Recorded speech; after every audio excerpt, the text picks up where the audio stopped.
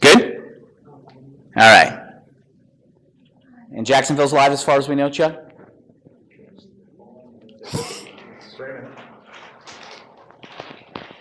Oh, yeah, they're good. They're good. I can see them. I can picture them in my mind's eye. That's technology. Hey, you guys, let's see. 1, 2, 3. Come join us, if you would. All right, come on up. I was just saying. All right, yeah, come on up. Leslie, come on up. I know. They're all nice. Come on. All right, moving on down. Nobody's here new, right? First time? Oh, first timer? Awesome. Great. How'd you hear about us? Well, I've been in Future Home now for 2 months. Oh, good. Awesome. And just trying to get used to, the organization. Perfect. And how it works, and so I wanted to check out the. Perfect. All right. You may want to, just because we're going to buzz through some stuff. We missed some of the intro things. We're not going to go through those today because we've had 2 sessions of this already. No problem. You're good. But you may want to go back and review one of the, at least one of the last 2 online. They're on the YouTube page, right, Jim? YouTube channel? Okay. So Jim can get you the link to that and you can catch up and see. Good? Awesome. Good deal. All right. Our numbers start to dwindle, and that's okay because that happens. All right. When people, we start to hold people accountable, sometimes numbers start to go down, and that's okay as we go. That's cool. We're going to buzz through some stuff. If I'm going to catch it, we're a little bit different today too. We're going to a little more audience participation. Okay, so be prepared for that. So we're all one big happy family here, so that's a good thing. So be prepared as we roll. Okay. And it's only been a 1-week turnaround, right? We were just here like a week ago, and so it's pretty intense.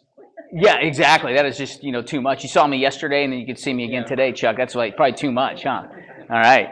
Some of the agents saw me yesterday morning at the regular office meeting. They saw me last night at the other 100K. It was like, holy smokes, man! That's too much Bob in one day. You can't handle that. All right, we're good to go. All right. So the first session, we just so you know, we teach in 2 sections here. And actually 3, all right, because we're going to cover what we call corn planting, which is I'm going to help you get business right now. I need business immediately, all right? That's what we call our corn planting. By the way, my email address will show up at when I get to the last bullet point of this. You can always email me for the slides. If you join this group page, this is huge. We're over 250 agents now in here. Facebook.com/groups V100K Club. It's an opt-in. Everybody here a member? Yes? Everybody joined? Join. Looking around. In? Okay. Are you anti-Facebook? No. Okay. All right. That's right. And I say that because I'm anti-Facebook. All right. I am. It's. No, you're not. Well, yeah. I say that. So Evelyn posted the other day. It was awesome on Sunday, right? Said, "Oh man, it's hot down here in Florida. The heat has arrived. I can't believe it." And Danielle says, "Yeah, I know. It's." Rage and I went to the park with the kids. We broke out the water or something like that. Everyone says, "I know. I'm not even attempting to go outside. I should be sitting in an open house. I know, but don't tell Bob." And like within 3 minutes, I'm like, "I saw that." Busted. I see it all. And she's like, "Dang, how do I unfriend him?" You say, "I unfriend you." That's right, exactly. See, it was funny. That was a good little interchange. So I should be saying, but at least you knew you should be sitting in an open house. That was good. Take NASCAR with you to the open house. All right, there's got to be a way, right? Take it on an iPad. There's got to be some you could watch, all right? Because her excuse was she had to watch Jimmy Johnson win the race or something. Okay, I know. See, and he did. So you were a prophetess. Anyway, so join that because that page is awesome, man. There's so much dialogue going back and forth, and in there too, under the files, I drop down and we'll load like the PowerPoints from all the sessions are there. Agents are loading. I thought you helped Chevelle find that one yesterday because Cindy has created a list of agents willing to let us sit open houses at REO properties. That's there. Tom Scaglione has a preferred vendors list that people are using. on there as well. There's a couple other things that are there as well, right? Some of your spreadsheet stuff that you're showing, your buyer spreadsheet, some of your stuff. Oh yeah. The buyer presentation is there. It's a really cool buyer presentation. That's a step by step is in there because someone had asked about that. So if you ask, I'm telling you, if you're struggling in any aspect of the business, period, regardless if it's 100K related or not, you put it out there and you'll have answers quickly. All right, it's a really cool group. It's out there. So make sure you join that, and it's really good feedback. What's that? Oh, you need someone to help you post hold, Dick? Yeah, exactly. It's called, what's that? Anytime labor, you know what I mean? Or I got an idea for you. Drive by Home Depot parking lot. Yeah, they're all hanging out there. Where you just offer them $8. Hey, dude, come on. It's simple. 3 loads of buckets, quick creek. There you go. Boom. There you go. Boom. Done. See? Yeah. See? Done. Piece of cake. Got it. All right. System 1. A business out of thin air. Corn planting. We call it. Here's what we teach.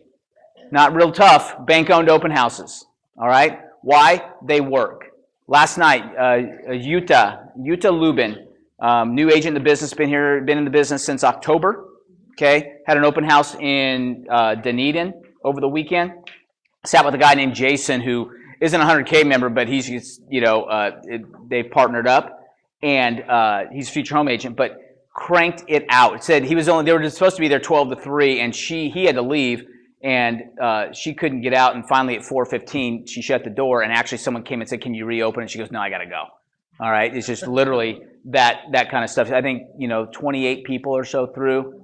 Now catch this, it's awesome. Share. Okay. Oh, okay, awesome. And so in that, as I'm talking to Jason, was in the office yesterday. So I'm talking to Jason, and he goes, "Yeah." He goes, "You wouldn't believe it." He said, "That was on Sunday." He said, now catch this, because we've had this discussion about how do I get people to register, right? How do I, once they're coming in, how do I get them to register? Catch this. Jason, I got 4 emails from people that have, I said, "What?" He said, "You got emails from them." He said, "Yeah, these people, they said, thanking me for how informative I was on the information, and can I get them some info on properties that, in this area and that area." He goes, "I got 4. Okay, now we're all worried about how do I get them to register. Remember the thing we were trying to teach last week was, don't worry about getting them to register. Give them so much information and provide so much value and prove to them that you are it. All right, come on up. That's why I moved. All right, I know that's your spot. Like church, everybody has their assigned seats. Everybody matriculates to the same spot every week. Is you want them to say, "Hey, please take my information, right? Please call me. You've got your stuff together. I want the information you have. You're telling me you're going to email me, right?" That's what you want, because if you're having to chase them down, "Hey, what's your phone number?" Right? That's not a lead, in my opinion.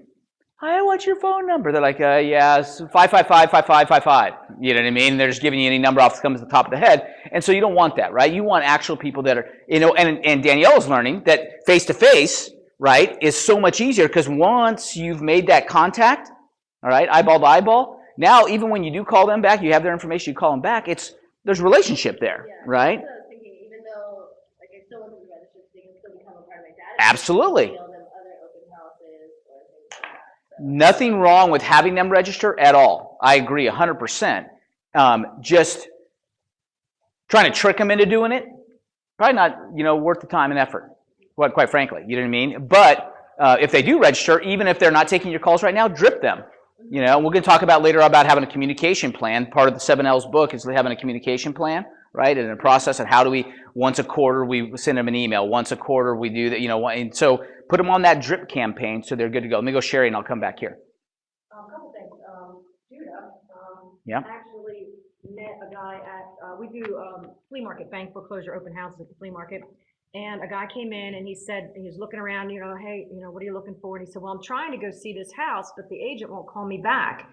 And she said, "Well, I'll be happy to help you. It's a $1.2 million house on the water." He's called the agent twice.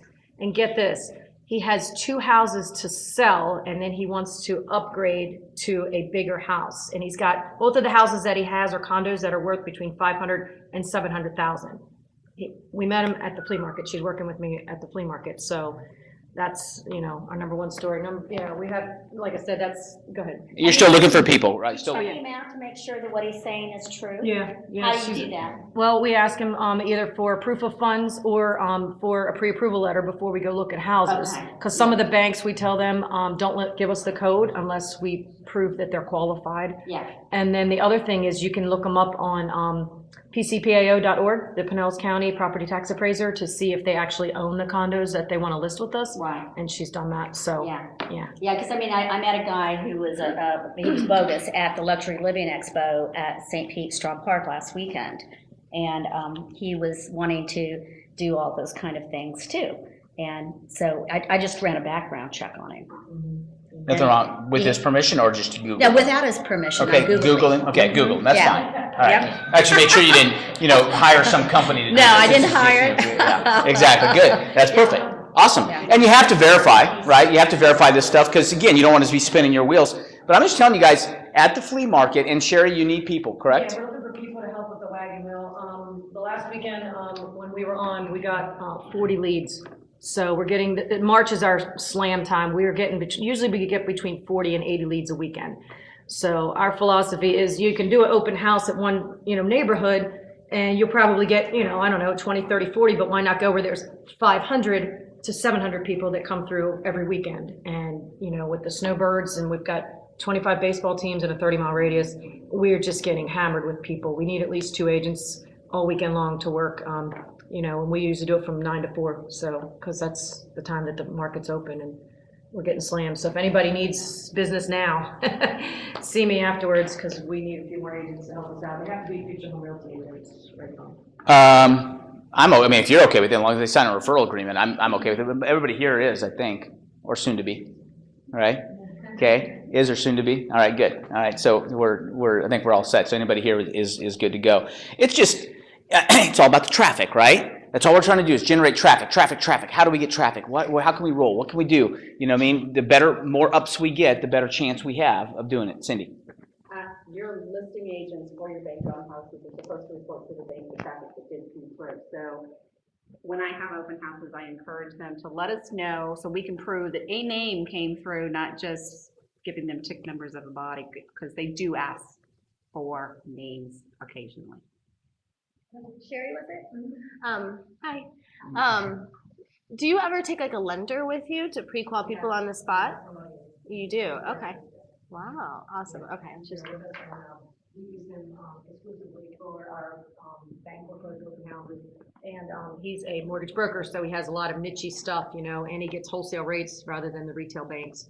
And believe me, I researched about 15 to 20 lenders before I chose the person that's working with us, and he does a phenomenal job, answers his phone, gets back, follows up, has credit repair services, helping, I just got an email just 2 minutes ago from a girl, and she wanted to go look at houses today, and I said, did you get pre-approved by Mario? And she said, no, and I called him, and he said she's going to need about three or four more months to get a few more established lines. But she sent me an email, she goes, I'm really sorry, I need to build my credit up for a few more months, but I'm going to keep your name, and I'm going to keep in contact. And I said, I'll keep on sending you listings so you can keep an eye on the market. But I met her probably about 2 months ago at an open house at the flea market, so, yeah. Traffic, right? More ups, better chances. The more people you meet, the better chance of finding a legitimate person. You do verify, make sure that they aren't all hat, no cattle, right? Okay, so like they say in Texas, all right, they wear a big hat. You check them out, and they have no cattle to back it up, right? So we want to make sure that we're good to go there. So fair enough. If you haven't done one yet, guys, and you need business, all right, you're going to be real hard pressed to find sympathy from me. Okay, just because agents are finding that it just works, right? I don't know it's the foreclosure word. It's the 9-letter F word that we love, okay? That it brings people, and you're say repo, right? And they just, people, that kind of stuff is just people, hey, what's the deal? Because you're not only going to get the people who are looking for houses today, you're looking for people who were driving to Lowe's and saw your signs. And so, I wonder what that's all about, and go check it out and find out what's happening. So, good deal. Chuck, we'll check in Jacksonville. If Jacksonville, make sure that if you have any questions that you text Chuck, and Chuck will let us know. We can make sure you get your questions answered and any input that you have. So, good to go? All right. Bank-owned open houses, getting good at converting. It's one thing to have the traffic. Now, how do we convert that traffic into business, right? The cool thing is that if you're providing them a value, explaining how the process works, whether it's an auction house, whether it's a FHA HUD foreclosure and it's a sealed bid, whether it's just a regular foreclosure and, hey, look, you know what? Quite frankly, I'm not sure this is the house for you as a first-time home buyer because it's going to take 3% of 80,000 plus another 20 grand to fix it up. Probably not going to work for you, but let's go find one that's already fixed up for 100 because you do have 3% of 100, right? And so, but that's cool. That's what I do. Let me help you through that process. Let me help you get pre-qualified with the lender. Let's, do those kind of things. Let me answer my phone, and next thing you know, I'm showing $1.2 million homes, all right, because somebody else refused to pick up their phone. You never know what you're going to get, so just go do it, right? And just keep doing, and you get better at it because when you meet 25 or 30 people in a day, you're going to get good, all right? When you're meeting 2 people a day, you don't get as good. You're going to get good 10 times as fast, all right, when you have that many chances and you do it. Plus, when you stop chasing people, right? When you know you've got 15 or 20 coming through in any given day, why chase that one, all right? No need, all right? If they don't want to be worked with, then don't work with them, all right? Or even if they want you to work with them and they're not ready yet, don't work with them. There were times in my past that I said, oh, are you ready in 3 to 4 months? Okay, I got to pretend like I'm busy and doing something. Let's go look at houses, okay? 100% of the houses that are going to be available when, that are on the market now are not going to be available when she's ready to buy 3 to 4 months from now, all right? So at least the ones worth buying. So why go look at houses? Other than fooling myself, pretend like I'm busy. All right, just pretending. Fair enough? Cool, awesome. Corn planting conference call. Got a conference call every Friday, 10 a.m. Eastern. All right, if you want to get into the nitty-gritty, the nuts and bolts, hey, here are my struggles, here's what I'm doing. Does anybody have a good place to get signed? Does anybody have another bank REO agent in the area that will let me sit in Wesley Chapel, in South Pinellas, and wherever? All right, we'll just help find answers and basically overcome your excuses. All right, the conference call is pretty funny. I'm going to show you this. We're going to break out and do a 4-minute. I'm going to show you this 4-minute video because I thought about this while we were on the last conference call. All right, and you're going to see this. This is pretty funny. Hey, Jacksonville, Jim, are you going to try and hone in on the screen a little bit and see? We'll try and see if we can get it to play, okay? But we'll find out what goes on here. Let's see. Give me a second to get it set up because we've got to make sure we get the sound going. Some of you have seen this before. It's just pretty funny. It's a vision of what a conference call would be if it were in person. Okay, so it's kind of funny. You'll get the gist of it here in a second. All right.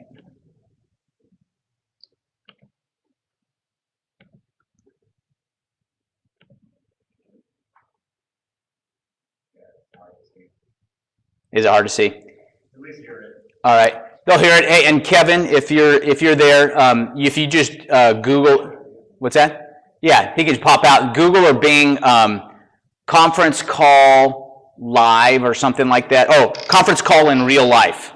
Conference call in real life. If you, I'm talking to Jacksonville right now. Do it. So, Trip Crosby has joined the meeting. You guys hear okay? Okay.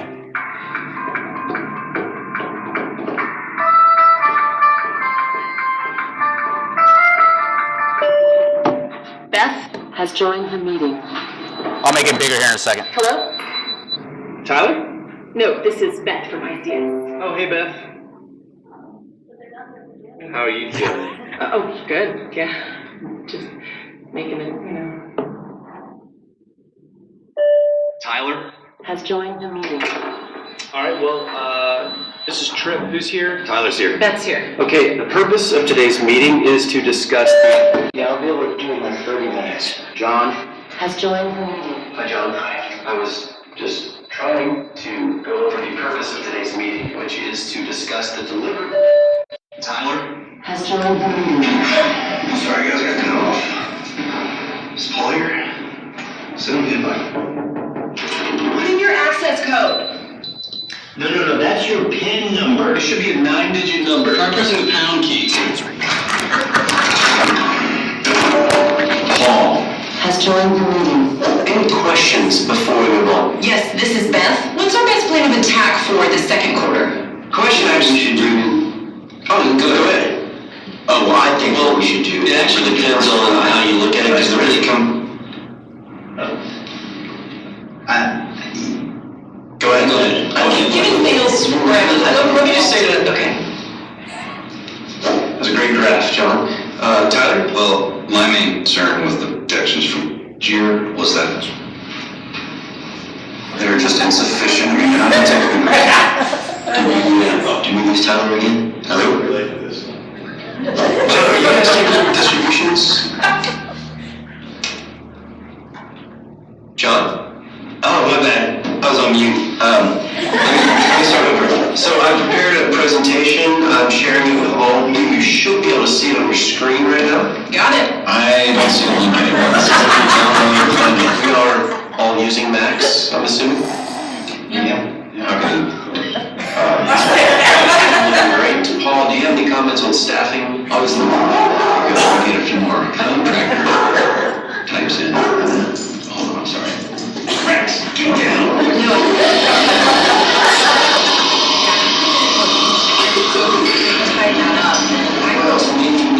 Staffing is a huge, is that me? Not me, I don't think.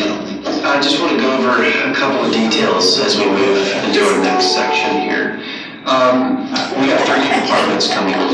We're going to look at this by the end of Q3. So I need everyone to give me detailed evaluations each month so that we know. That's it, guys. Beth, you'll send out a recap email that could have basically taken the place of this whole meeting, correct? Yeah, always do. Yeah, thanks for doing that, Beth. Dave, you been here the whole time? Yeah. Huh. Well, thanks everyone once again. Trick here. I want to tell you. That is funny, isn't it? I'm hosting called LeaderCast Live. LeaderCast Live is a one-day leadership experience that's broadcast from Atlanta, Georgia to hundreds of locations. All right, so bear with us, all right, when we're on that conference call, because sometimes it feels like that, doesn't? All right, people are talking, who's here? And everybody's talking over and stuff, then nobody talks, then everybody talks at once, and then all of a sudden, somebody's on speakerphone, and I'm like, if you were at a Starbucks, take your phone off speaker, man, you're killing me. I can't hear myself talk, and it's just hilarious as we're going through. So I love the part at the end where he finally says, and Beth, all right, I think we're all wrapped up, and Beth, you'll go ahead and put an email together. We'll basically could have replaced this whole meeting anyway. Yep, always do.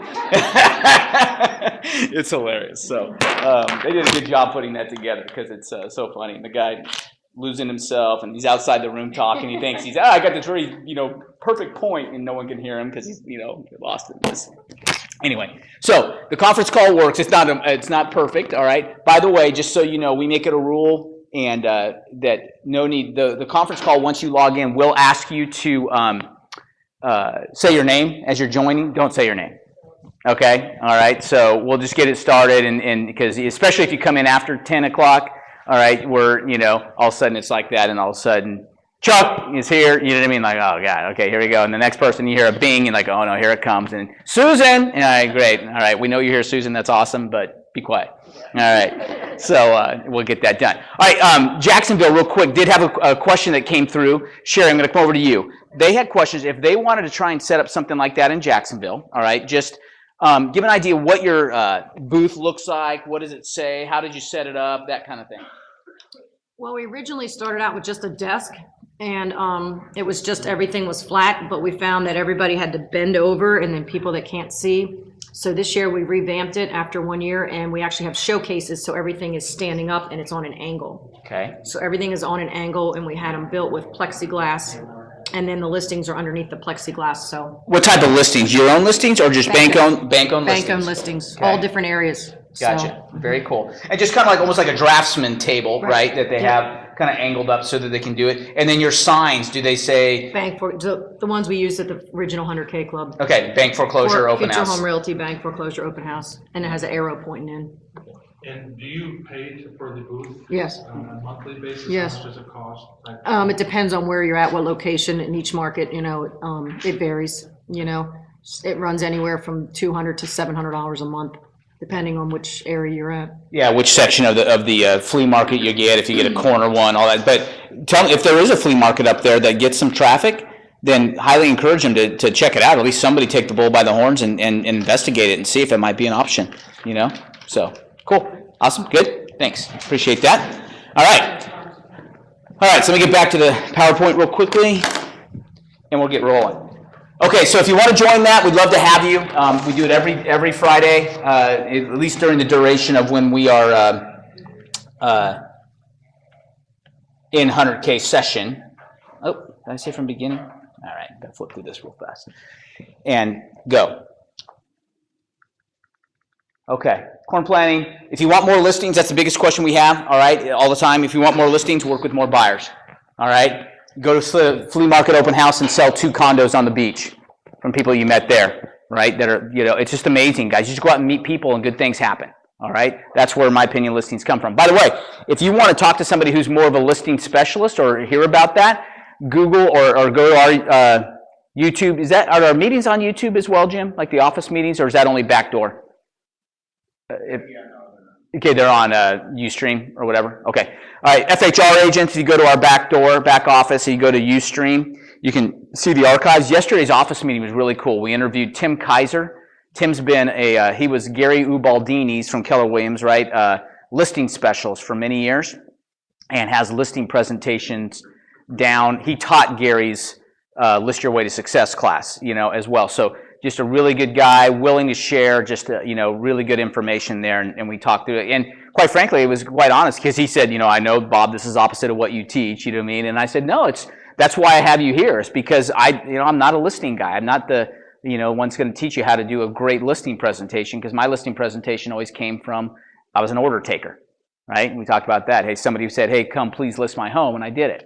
But go and check that out. Jacksonville, I know there are a few non-FHR agents in there. Just contact us if you really want to see it. We'll reach out and we'll get you a guest access to our back door if you want to check it out until we can get that done. So same thing, Danielle, until you get squared away. Yeah, you can just get in. All right, cool. I tell you that, when we first started doing our training online, this is hilarious, right? I just got to tell you this quick story. It's funny. All right, so it's many, many years ago. Had a young, I can't remember the guy's name. Ambitious agent joined us, right? And we just had, this is way back, we were technology before technology was, technology, right? So we started recording our training, doing this stuff online. It wasn't video, it was more just screen shares and stuff like that. And had this young agent, and we just had, it was like a static login. Our agents knew, go to this site and use this. We didn't have individualized passwords, to get in. So it's just like one password for the whole, we were only like 35 or 40 agents or so at the time. And so everybody had the password, right? Well, we had an agent come in that wanted to join us, and he said, oh yeah, and I'm with, the young entrepreneur, motivated agent went out and started his own company. All right, fair enough, great, God bless you, go for it, have a good time, all right. Well, he started a company, and he got to about like 3 or 4 agents, and one of his agents came to join us. He just said, I want to join, and we didn't know the relationship. And I said, yeah, you go to our training. Here's the website you go to. He goes, oh, that website. He goes, that's the same one we go to for our training. And I said, what's that? And it was this guy. I said, hey, it might be time for us to make individualized passwords so we can shut people down. So anyway, so just go ahead and feel free to borrow all you want. Okay. All right. So system 2, generosity generation. This is the second thing. So after planting corn, we're going to get a bunch of it, but I want better for you than I had, right? So every parent wants better for his children than, I'm just kidding, not my children, all right? But I want you guys to not just get stuck in that habit trail wheel, that hamster wheel of, sitting bank-owned open house and working with buyers, sitting on bank-owned, because that's a never-ending cycle. But how do I then convert this into an orange grove? We call it orange groves because now we can actually grow some trees that we can pick the fruit and just take care of the trees, and they will ever produce fruit as long as they're healthy, right? And so that's cool, kind of where we dug into this book. All right, you love it that I borrow your books all the time. Huh? Exactly. 7 Levels of Communication. Incredible book. We have a couple extra copies at the West Chase office. If you want it, $16. If you owe me for the book still, all right, I don't know who you are, so I'll just put you on the honor code. Send it to me. I'm not pointing to anybody here. I have no idea if you don't. If you don't, then you don't. 7 Levels of Communication. Awesome book. I think it's a step-by-step process. It's a simple way to run your real estate business. Simple and effective and long-lasting. All right. The guy who wrote this book has built an orange grove.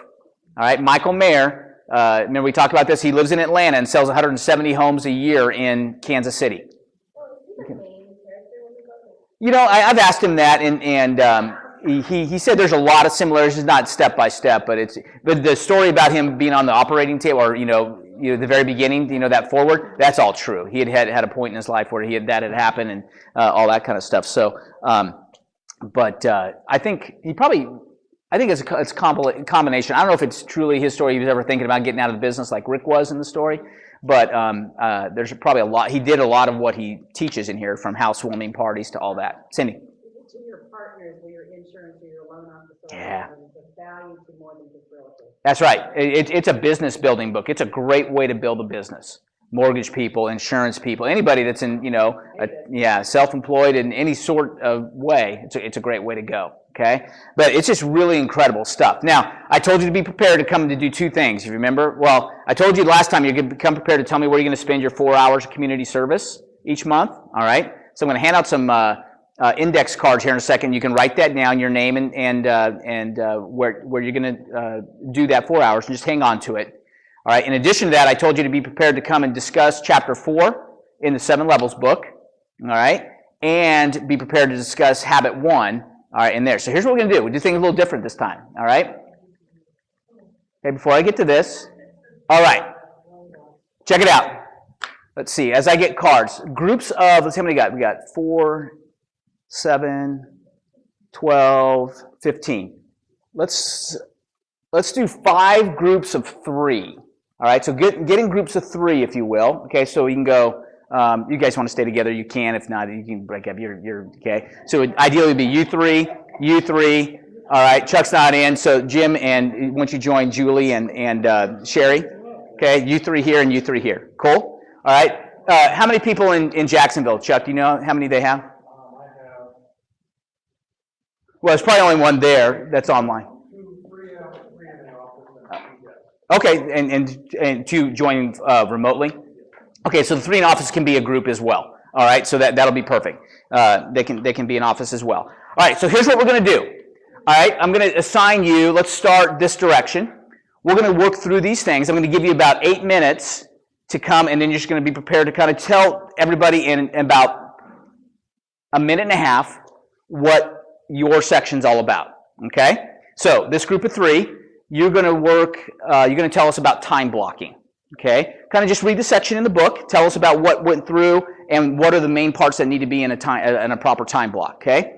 You guys, we have the 4 rituals. You guys are going to work on the morning ritual, okay? What's involved in a typical morning ritual, all right? You guys in the back there, you guys are going to do the pre-leave ritual, one of my favorites, all right? So read up in the book what he talks about in pre-leave, all right? So get together and do that. You guys pre-sleep. All right, pre-sleep ritual. All right, and you guys have, my favorite, Sunday night ritual. Okay, all right, get the Sunday night ritual here. You guys can work through that. Jacksonville, why don't you guys take, and then Kevin's there, right? Okay, tell Kevin I'll call him, all right, on his cell phone, and then I'll put him on speaker, and they can do it, and they're going to do 1st and 10 calls. Okay, so Jacksonville, you got that? All right, nod the camera if you say yes. Okay, you got it. All right, Jacksonville, 1st and 10. All right, you have, in the meantime, I'm going to hand out your little note cards. All right, I got 10:35 right now. We'll go to 10:43. All right, and we'll come back. All right, go. I'll hand out note cards while you roll.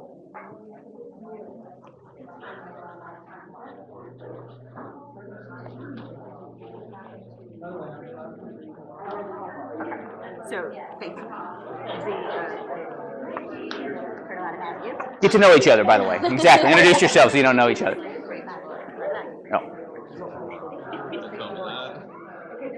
So what are we doing with these again? This, you're going to just put where your 4 hours. Yep, name and where you're going to spend your 4 hours a month. You're welcome. You can share with her. Introduce her to the book a little bit. All right. That's just what you're going to put your 4 hours in your name. Yes.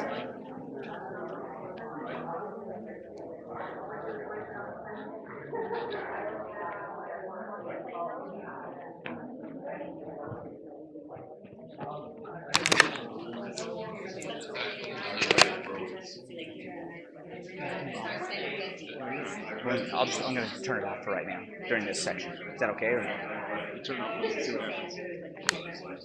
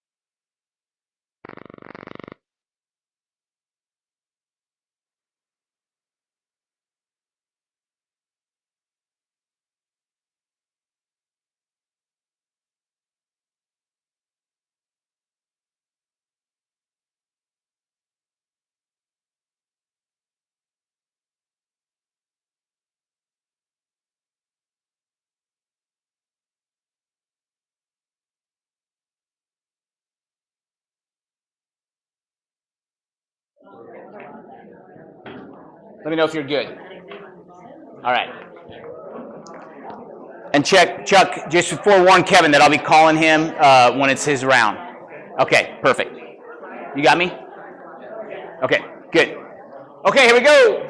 I'll do my second grade. I've seen a second grade teacher in action. You're supposed to answer back. Ready? I answer back.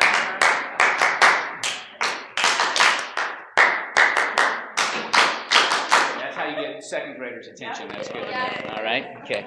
Did we talked about Model UN last time? All right. So Joseph is in sixth grade, all right, and he goes to Model UN. All right, he's out of it now, but Model UN, where they just mock what the United Nations is, right? So they all choose a country, and he and his two other buddies, they chose, what was it? Model. Oh, yeah, they do. Well, they don't mock it. Yeah, they model. Yeah. All right. So but it's a mock-up of the real UN. So they studied, and they had their issue that they had to present, and all this kind of stuff. And so theirs was Monaco. It's like, Monaco's like 3 square miles or something like that. So they just, because it's the wealthiest per capita. So my son was all into that, and he's like, that's awesome. So, it's hilarious because you go there. It's a bunch of these, all 6th, 7th, and 8th graders, combined from this county, right? And they all bring them in. I think the YMCA is the one who sponsors it. So we're there, and they've had little mini sessions first where they have to, present their thing, and if it gets passed in the mini session, then it gets to the general council, right? And then they have this big general council thing. So they get to the general council. The first thing is it's after lunch. I walk in. I was just there to kind of check things out, and they have a roll call of nations, right? So they have all these flags there, and the people who are leading it for the junior high are the high schoolers, are the ones that are leading, they're gaveling down, and there's this kind of stuff. And it's just, I guess this is what the United Nations is, right? We don't have everybody speaking English, so there's no translation going on. But other than that, so they're going through the roll call of nations, and they start, with Australia, and they're going in alphabetical order. And then I walk in, and they were like on I's, India, they get to Japan, and there was this pause, and this like 11th or 12th grader was up there. Kind of cleared her throat, and she knew what was coming. Djibouti. The whole place just because she just knew that Djibouti was going to get just. And so I guess Djibouti is a country, and even got a chuckle out of me. I was like, that's pretty funny. Yeah, right. That is exactly. That is a Family Guy episode. So anyway, all right. So here we go. Time blocking. All right. Who's any spokesperson here? All right. Sandy's our spokesperson. I would have guessed that. So, all right. Tell us about time blocking. Time blocking is where you take what your priorities are and put them in your calendar according to what your lifestyle needs to be for your business to be what your business wants to be. Because if you say family's first, but you're all working all day, your family truly isn't first. My time block is 6 to 7 in the morning. I'm exercising. Sometimes I'm taking my book to read on a treadmill if I go to the gym. Crazy enough, I have to time block eating because that's just how busy I stay if I don't time block and set an alarm. Mm-hmm. Awesome. In the book, do you remember, did you guys reread the section a little bit? He talked about making sure there was some white space in there. Do you remember those terms at all? Did you get into that at all? Just some white space for what you don't have minute by minute time block, so you can put something in there that is important that a client calls and you have that time that's in there, it's available. Perfect. Anybody else feedback that you guys have? Great job. Awesome. Good job, guys. When you read that section about time blocking, time blocking is scheduling our time, right? We all know that. Allow yourself some freedom. I think the book says, hey, look, don't try and it's not down to the minute, but there are certain things. As a matter of fact, if I remember correctly, in one point in the book, he says 80% of your time needs to be spent in the influential zone, right? And so by spending 80% of your workday in the influential zone, which is the highest 3 levels of the communication pyramid, that means you're working hard and diligently, face-to-face, talking to people, writing note cards, that kind of stuff, that influential zone that's there. So you have to time block the other to get it done. We're going to go a little more in depth into time blocking a little bit when we get to actually the first and 10s and some other stuff. And one of our assignments is we're going to take baby steps, all right, between now and the next time we meet, is we're going to start time blocking one morning a week, all right, just to start there. All right, because a lot of us, what you're going to find is that you're going to feel so much better on the day that you do time block that you're going to want to do it 2, and you're going to want to do it 3, and you want to do it 4, because you're actually going to be so much more productive and have some extra time at the end of the day. Because and the other thing I think that's important about time blocking, you guys correct me if you're not reading this into the book as well, is making sure that when I'm on that task, I'm not allowing other things to jump into that block. That's my biggest problem, right? Okay, I'm going to return emails. A good time blocker does not return emails all day long. Okay? Now I know this is hard because now our email is in our back pocket, right? Or our purse. It's always with us. Don't put it there. Right. Back in the day, you could return email because you had to go get in front of your, Hewlett Packard, model HP 118, whatever it was, and you had to, log in and get in there, with the old phone lines. All right. And so there was nothing you could do. You couldn't do it on the run, right? So that's a big advantage that we can return emails right now on the run. Well, advantage, yes, maybe. All right. Maybe it's not. That if I'm going to time block, I'm going to return emails twice a day, in the morning, in the afternoon, or whatever. And then, if you could check it, but say, hey, you know what? I'm committed that that's the expectation I've set with my clients, so they get it. If it's an emergency, you can do it, right? You can still check it, but don't feel like you have to return everybody's email within 7 seconds. All right? That's hard for me too, because I feel like I do sometimes. So that's good, and we'll talk more about that. Great job. Okay, so we got time blocking down. Next was we have 4 rituals. Everybody in the book, there's 4 rituals. We got the morning ritual. We've got the pre-leave ritual, we've got the pre-sleep ritual, and we've got the Sunday night ritual. All right, these guys are going to tell us about the morning ritual. Who's our spokesperson? All right, Danielle. Okay, so there's 3 parts to the morning ritual. Okay. It's the affirmations, and he would put them like on his mirror, like I am successful, or just things. For me, affirmations is something that you tell yourself every day until you start to believe them. That's a good definition, by the way. So that's kind of the way I look at it. And so he would have those around his house. And then the next thing was the blessing book. Mm-hmm. And every day he would sit down. She has her little blessing book. Awesome, good. Got an example of a blessing book? Yeah, you sit down every day and write down the top 5 things that you are blessed for. Okay. And like, for example, I got mine at Walgreens, $4.99. Okay. If it's in your purse, you write in it. Yours even says inspire on there. I like that. Awesome. It does. Very good. That's a great blessings book. And so it just kind of gives you that fresh reminder every day of the things that you're thankful for, and puts things in perspective for the rest of the day instead of starting off like, oh my God, it's raining, there's traffic. Well, I'm blessed to have a car and to be able to drive to work every day. Well, perspective check, right? Yeah. Awesome. And then the personal preparation, which you kind of start implementing here as far as eating healthy, donuts, things like that, bananas, and drink lots of water. He does the gym and the exercise, which is important for your health, and I think coffee was a big part of his as well. Exactly, which is fair. There was a report that 5 to 6 cups a day is actually healthy, is what they're trying to tell you. So I don't know. All right, so awesome. Isn't that great? Healthy. Here I go again. That's awesome. Perfect. Great job. So here's the thing, right? Affirmations. All right, let's speak into ourselves what we want to be, right? Blessings. Let's speak into ourselves what we already have, all right, and remind ourselves a little fresh perspective. And then third is our personal prep, which includes the workout and eating right and, maintaining ourselves correctly and doing those kind of things. Awesome. But if it becomes a ritual, and you say ritual doesn't mean like it's a, that we're going to be stuck with a, I don't know. It's don't let it be oppressive, all right? Don't let the word ritual make you, it's just a habit, all right, a morning habit, and get going. And once you start doing it, it becomes a great thing. Awesome, great job, guys. Thumbs up to everybody. All right, around. Okay, who's our spokesperson here? All right, me. Julie. We are talking what? Pre-leave ritual. All right, awesome. So the pre-leave ritual includes getting organized, your desk. Switch sides here.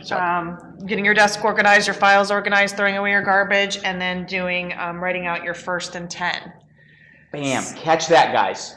Part of the pre-leave is, say that again, is getting yourself organized, cleaning off your desk and your files, and then doing your first and 10. Awesome. Yeah. Here's the thing.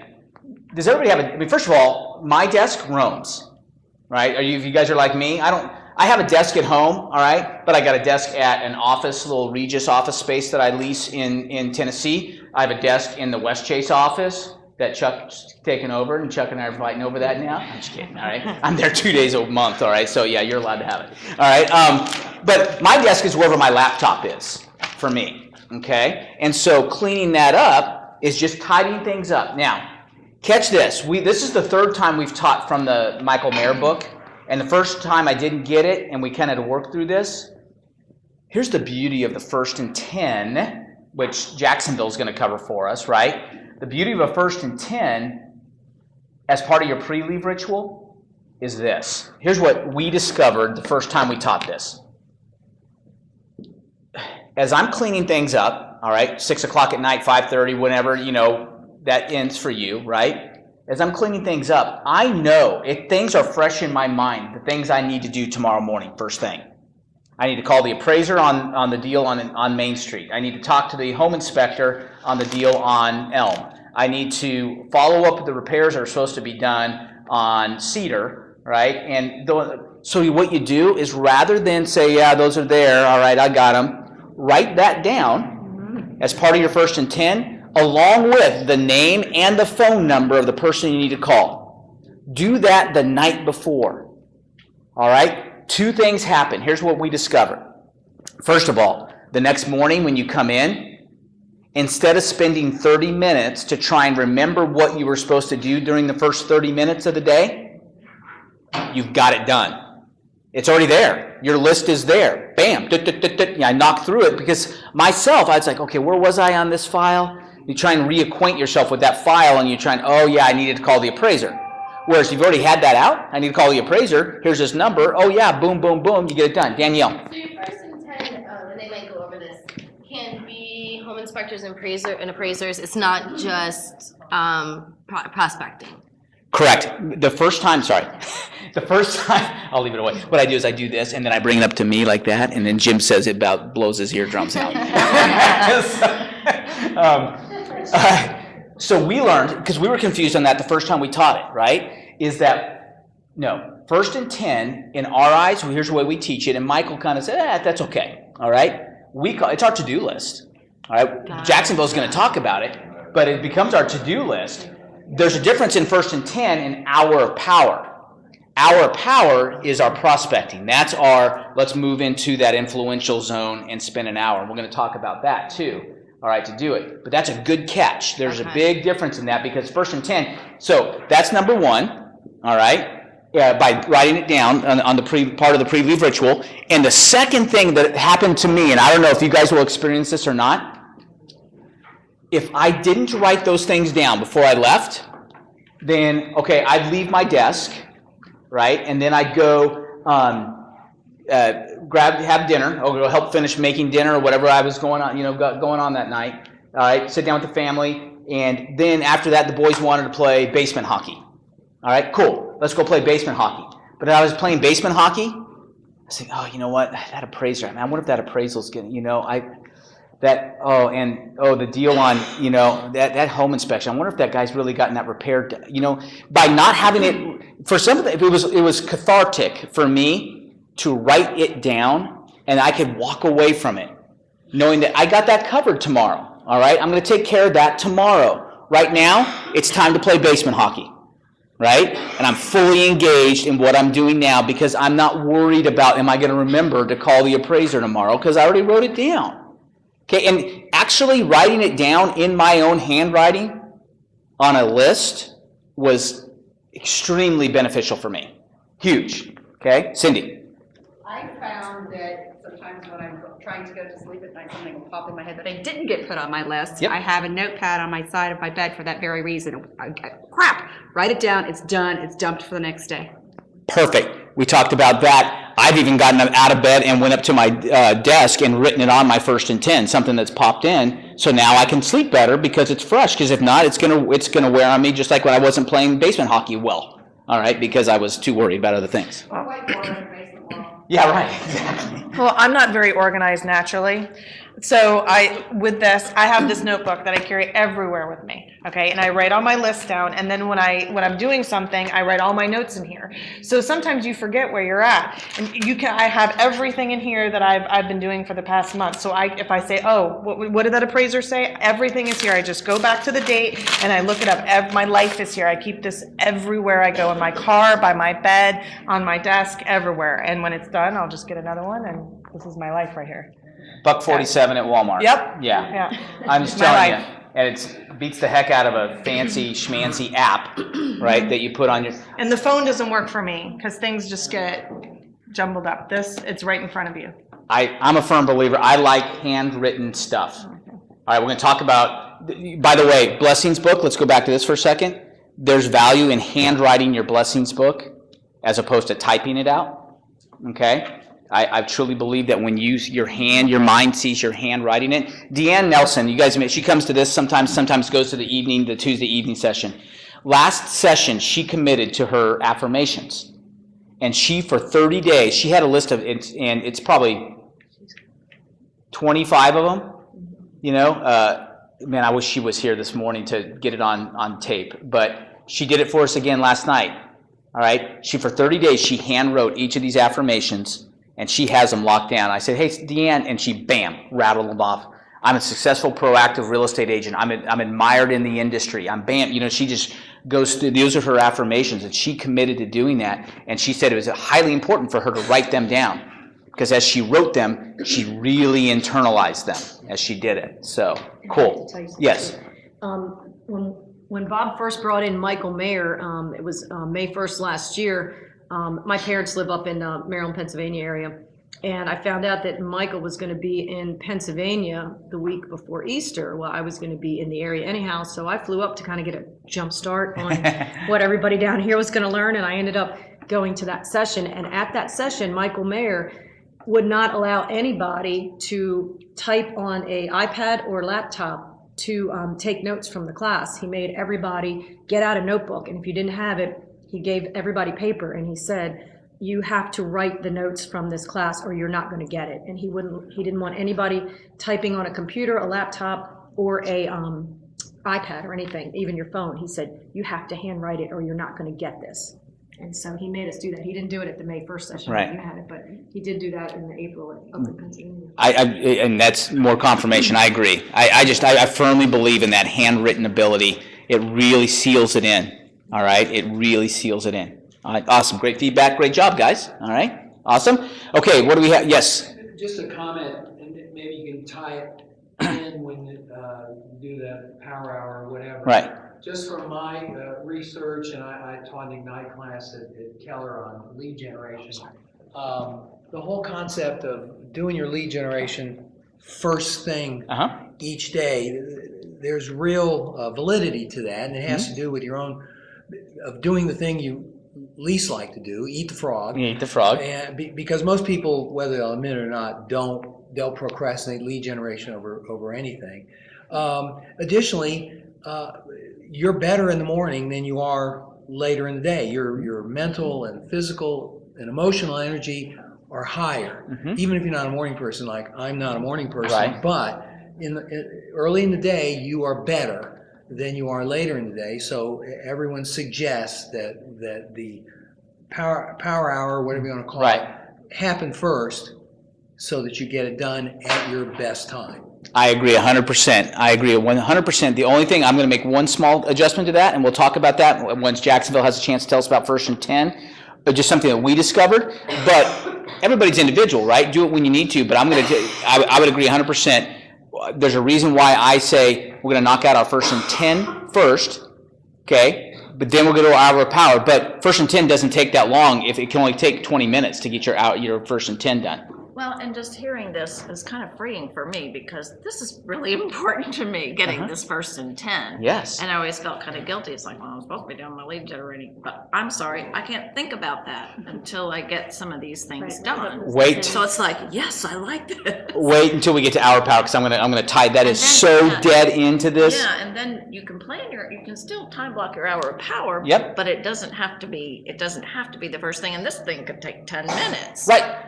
All right. And then you're done. And then you're done and you get right. Then at least you don't feel pressured, because I'd feel pressured in my power of hour knowing I got these things that have to be done.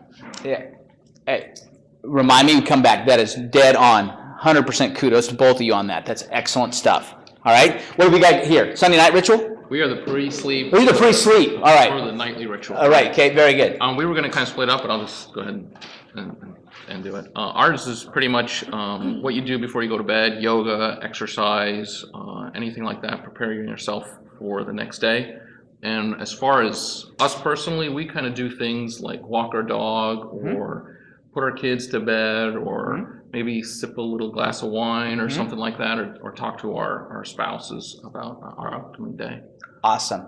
That's it. You want to end strong, but in control, right? You don't want to feel frantic when you go to bed. When I go to bed frantic, I sleep frantic. Seriously, right? And so they came up, I posted it last night. One of the things that came out of last night's session, the group that had this, came up with a quote that she had heard on a podcast. It says, however you land is how you will take off. Okay? So apply that to a nightly thing. However I land at night, right, is how I'm going to take off come the next morning. So it would involve things like, some people would call it prayer, other people would call it meditation, other people would call it whatever, okay, just, whatever fits for you is doing that. That's awesome. It does involve planning your next day as far as maybe what your wardrobe's going to be like, so you can attack the day and ready to go, all right, and just go to bed with a peacefulness in your mind. For me, it also, reflection is another word that we can do, right, is it involves reflecting on my day that day. I've learned to reflect through.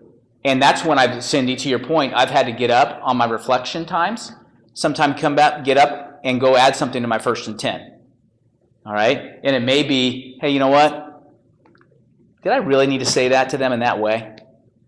Probably not, as I was just replaying my day, okay? Maybe I need to just go, quick call, hey, you know what? I just want to make sure we're good. All right? I used the example last night, a couple years ago.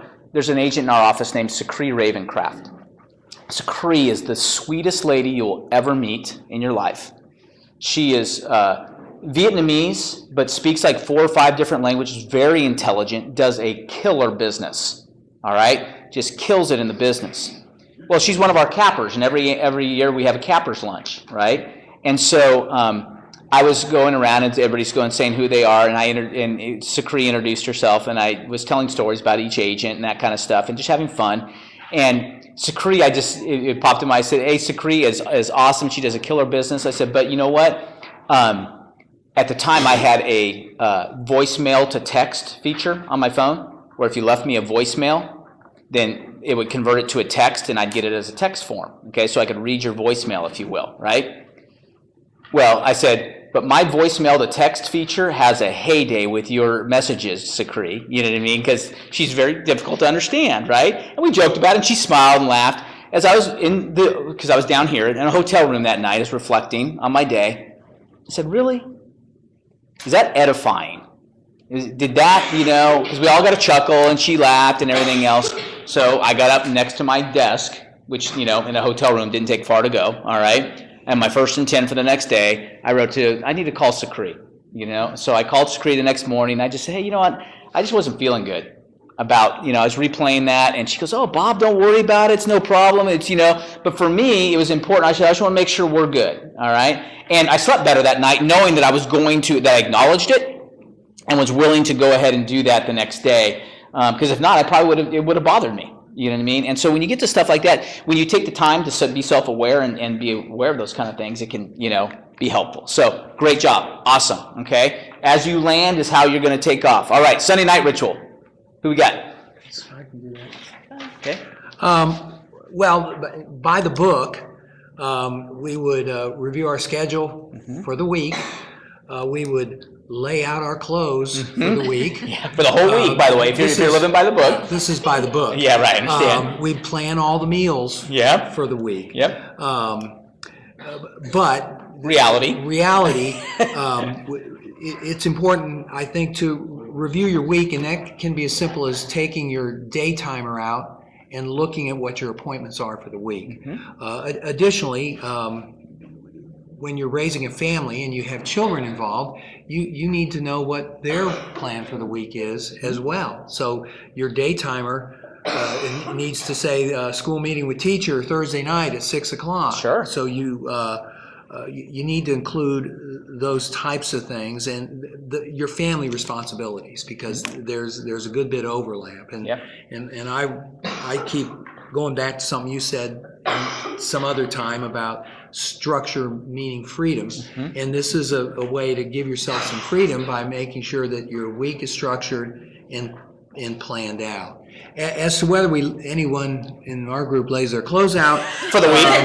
that ain't gonna happen. And we live in Florida, so it's kind of like you wear the same thing every day. Right, exactly. So, different golf shirt and you're good. That's right. Right. So basically that was for us. That is awesome. You know what I mean? And this is the point I'm telling you guys. If all the rituals, they're so important, but that Sunday night ritual, all right? Remember we talked about the slide where we showed that we're going to constantly evaluate our progress, that we're going to consistently do that. We're not going to let ourselves get to the point where we're going to slacken that or wait a whole half a year before we see how we're doing on our goals.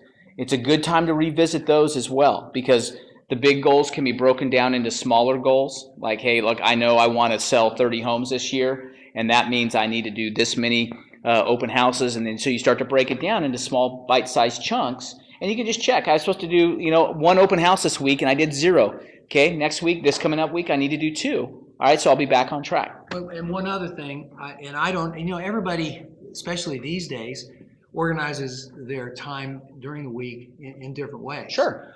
But what I found, and other experts have shared with me, is that a weekly day planner, and I'm still paper, I just cannot get to a computer calendar or a phone, whatever, but as opposed to a day at a time or even a month at a time. Right. Being able to look at the entire week is very, very useful.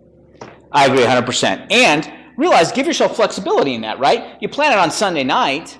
That doesn't mean that, plans can't change, right? Things happen. All of a sudden, a buyer that you met 2 weekends ago at an open house calls out of nowhere, talk to a lender, and now they're pre-approved. Okay, guess what? I'm going to find some time to show you property this week because they're excited, right? So may have to reschedule some things and juggle them a little bit. But having an overall plan in place to start with is a great place to start, but don't become a slave to it.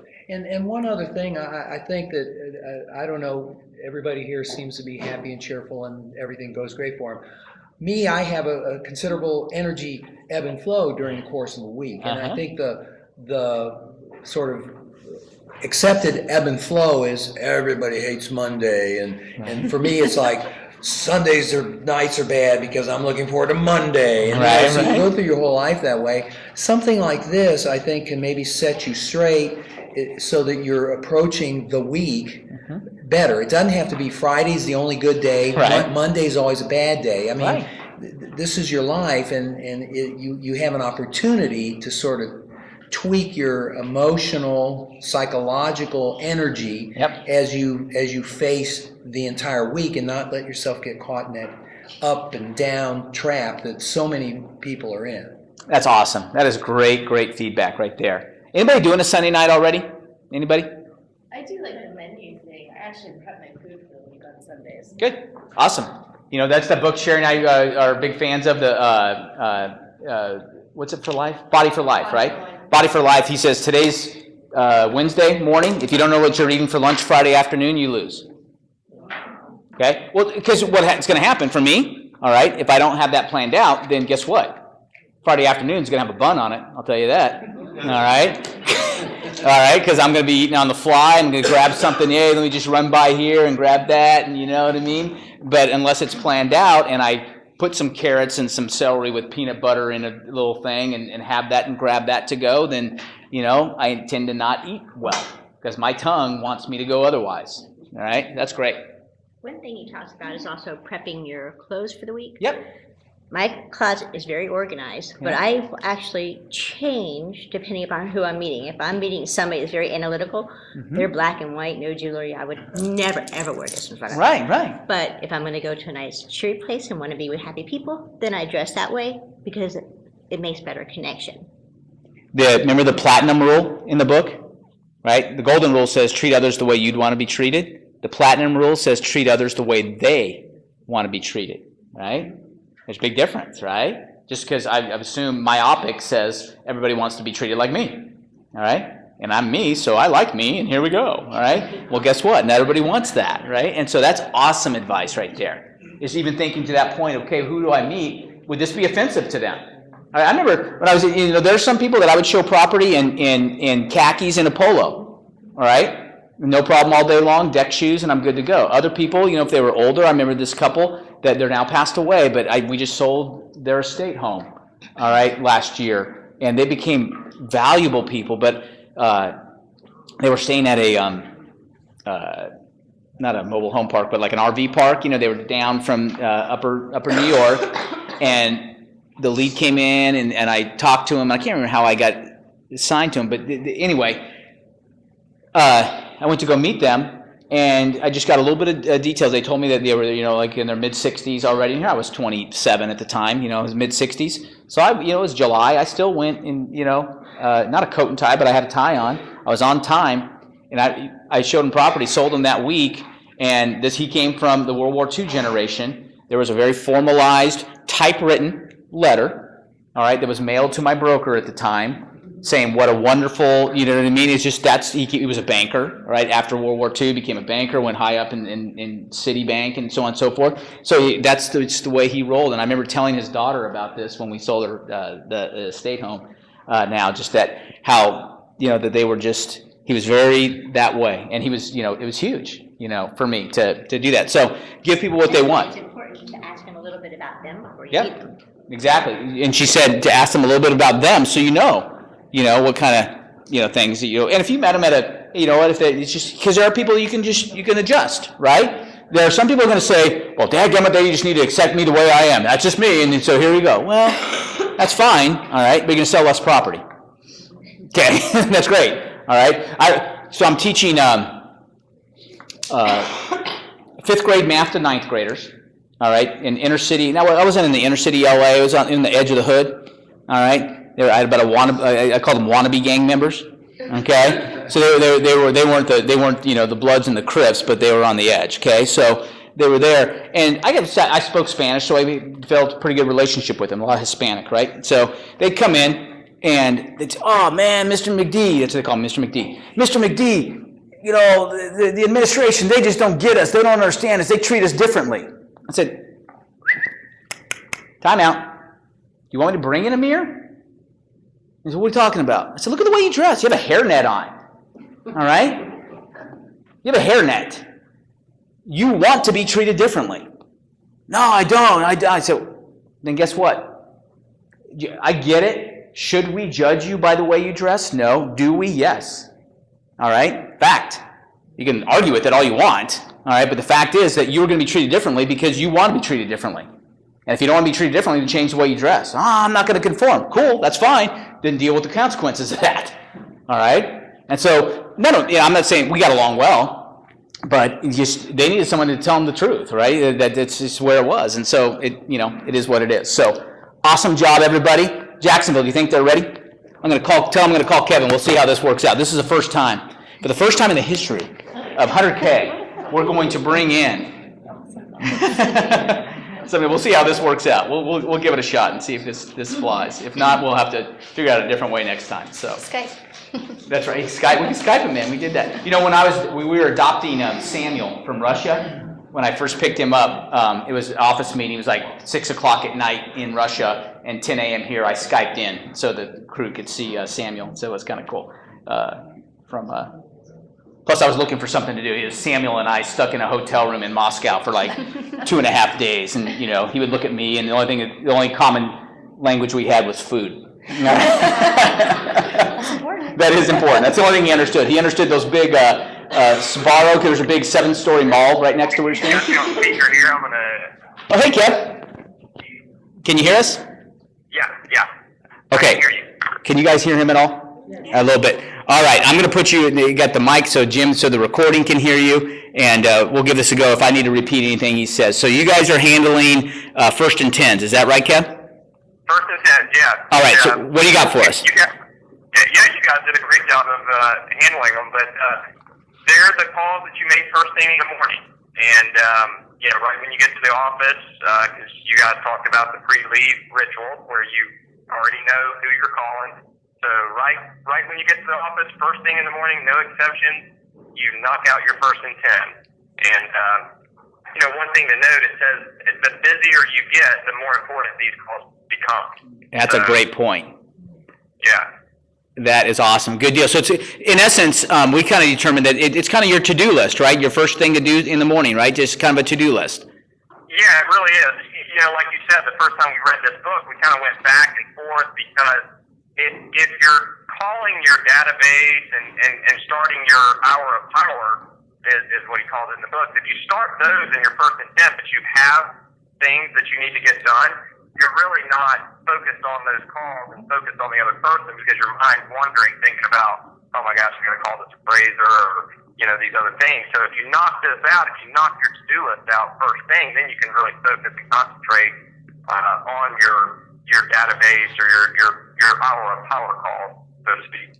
That is it, and you nailed it, brother. Great job. Yeah. I can't stop saying bro.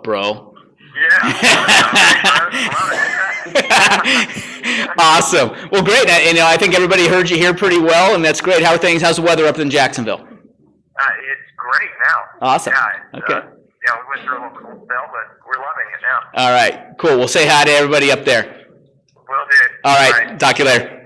All right, we'll be calling back in because we're going to have a little break, another breakout session with the 7 habits here in a minute. So you'll be assigned to it. So we'll call back in.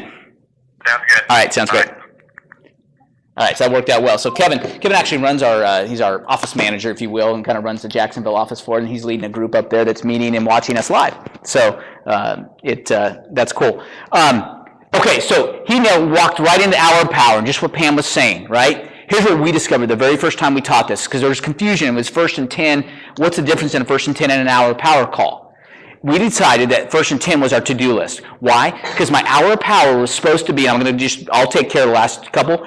Hour of power is supposed to be dedicated hour calling my sphere, my database, my whatever, all right?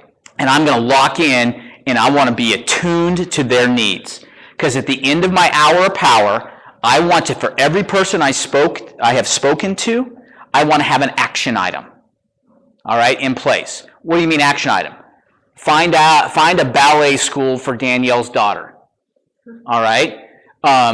See if I can find a good dry cleaner in the area where I just sold Sherry her home. Okay, this is the kind of action items I'm talking about, not an action item of, let me go talk to Sherry's aunt and try and, schmooze her into selling her house, right? Because if I go find a good dry cleaner for Sherry because she just moved into the area and needs a good place, she is going to remember me when her aunt says, hey, Sherry, I want to sell my place. We give first, right? That's where the generosity starts. What we found, though, just like Pam nailed it, it was awesome. That's why I told you we're going to come back. And what Kevin just said was that if I started my hour of power and my first and 10 list wasn't all crossed off, as I'm supposed to be fully engaged, calling Leslie and saying, Leslie, is there anything how are things right now? What's going on? All right, and she's telling me, I cut my hand and this, that, and the other, and all I can see, and on the other end of the phone, I'm supposed to see pictures. I'm picture Leslie's face, right? That's what I should be picturing. But know what I see? Appraiser hasn't been called. The home inspection on Elm. I see all these things in my head, and she says, I cut my hand, and I say, I'm sorry, is your foot doing better? Right? And she's like, who is that? What is he even listening to me? Right? So what we learned is to be fully engaged. It may only take 10 minutes, right, to knock out the first and 10, but boy, your hour of power is going to be so much more effective because you're not seeing your to-do list. The only thing you see on your to-do list is a bunch of lines through it, which is very empowering, right? There's nothing more powerful. Or if you had to leave a couple messages for the appraiser, at least you've done your end. And if you see the appraiser calling back in, that can wait. Let it go to voicemail. My voicemail is properly done. Oh, first and 10s too. One thing, and I'll come right to you, Leslie. One thing that we didn't cover last night even is what we decided that one of the things on my first and 10 may be to re-record my voicemail greeting for the day. All right? That perfect voicemail greeting that says, hey, look, I generally return calls between 12 and 1, again, between 4 and 5, or whatever you set, is really cool. All right? I want to clarify a couple things. Don't get in the habit of, oh, guess what? It's 10:30. I got nothing going on right now, and it says I'm going to let it go to voicemail because I'm in charge, because I'm a badass. You know what I mean? All right? And they just I'll return calls when I return calls. You know what I mean? If you got time to answer the phone, answer the phone. You got nothing else going on. It's not interrupting your hour power, not interrupting your other time block stuff. Go for it, right? But it's freeing to know, hey, look, if I let it go to voicemail, I know I'm going to return calls between 12 and 1, and I'm setting the expectation, and I'll do it. However, if today's time block says that I'm showing property from 11:30 to 2, the reality of me returning calls between 12 and 1 isn't there, right? So that morning on my first and 10, I need to record my voicemail greeting to say, today I'm going to return calls between 2 and 3 and again between 6 and 7 or whatever it is. You know what I mean? You just adjust it, because I'll tell you this, that voicemail greeting is very freeing, but don't screw with it. Don't tell people you're going to return calls in 12 and 1 and then not do it. All right? People do business with people they know, like, and trust. You don't return calls when you said you're going to return calls, you just lost number 3. You have become untrustworthy, and now you're screwed. Okay? You come here first, and I'll come right to Cindy. Hour power is my favorite time of the day. When you represent a buyer, mainly from out of state, they don't have referrals. So I just closed one in Largo. I referred painting people to do some electrical work, a cabinet guy, a granite guy. It's just amazing what they soak in and how they really, if you bond with them, how they really expect your referrals to be good referrals, and they don't go anywhere else. Hour power is, that stuff is, people, what do I do with my hour power? That. It's relationship building. Okay? Period. Whatever it takes to build a relationship. And you follow up on it and ask how it went. Absolutely. Okay? Stay in contact. At the end of the day, are there anything else I can help you with? You leave with another action item, something to do, something I can help them with. What can I do? If nothing else, action items, let's get together. Hour power, by the way, it's an hour of power. It is not 6 calls of power. All right? It's not 16 calls of power. Your hour power on today, maybe 1 call. All right? It's very freeing to say it's an hour. If that call, that person needed an hour of my time, great. Don't try and say, I've got to get this many calls in my hour power. Because then you're going to be trying to rush somebody off the phone who needs to engage with you. All right? And an hour's fair, right? If they've been on an hour, say, hey, you know what? I appreciate it. We'll pick this up. Maybe can I call you back tomorrow? All right? An hour's good. But give somebody what they need, all right? And, and make it an hour. And you can check it off. I've done my hour. It's not that I was trying to get so many calls in. I was trying to get an hour done. All right? Chuck, let me come here and then I'll come right. I've seen on some emails, they have the autoresponder. You send an email that lets you know when then they can expect an answer back by the end of next business day. Yep. So that gives you at least 24 hours to get to that email. If you can't get it in 24 hours, you need to change something. Sure. Good point as well. Awesome. It's kind of like the email version of the perfect voicemail greeting. Awesome. The hour power and the time blocking Yeah. really takes a serious commitment if you're going to do it. And as an example, you need to involve other people in your time management. Somebody says, can we get together at 10 o'clock? You tell them, I don't meet with people before noon, whatever it is. Right. And then they won't ask you that again. Sure. The other thing, because we're, customers are everything and we're in a people business, somebody wants to go see houses at 10 o'clock in the morning. First thing you do is try and push them to 1 o'clock. Right. You really have to be disciplined about using that time blocking and hour power for what it's supposed to do. And the other great culprit is reading emails. Sit down and start working your email. I mean, Pam and I went, I said, you can't read your emails. No, I must read my emails. 10 minutes. That's right. That's part. I mean, and I was going to ask you about that as Clearly, far I as haven't the first won her over on and this. 10. No. Well, I did that this morning before I left. It's like, I did 10 things, including I went through my email, make sure there was nothing critical, Right. and I'm good to go. For me, part of my first and 10 each day is to check email. I kind of Yeah, have to because do that. are there any fires that have popped up? Some people that prefer that method of communication. Are there any fires that have popped up that I need to address? And for me, fires are usually agents, with major fires, right? That as a broker that need, some assistance. So we just check them out, or I'll at least, hey, I'm on my way to go teach a class right now. I'll get back to you, after noon. Okay, but I got you. I saw it. You know what I mean? Just confirm. That's very confirming to them that hey, look, I'm on my way to another appointment, but I'm with you. You know what? And each person's first and 10, whatever it takes for you to feel, okay, now I can go attack that hour power in a meaningful way. I'm with you.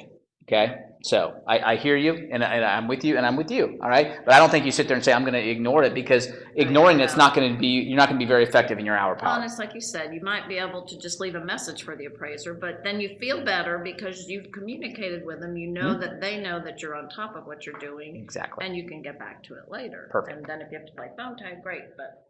Awesome. Cool. So the hour power is just engagement. All right, and fully engage with people. All right, how am I going to engage? Because that is where your business is going to be built. All right, that's where you're going to start growing your orange trees, and that's where people are going to start saying, wow, person really cares. They're listening to me.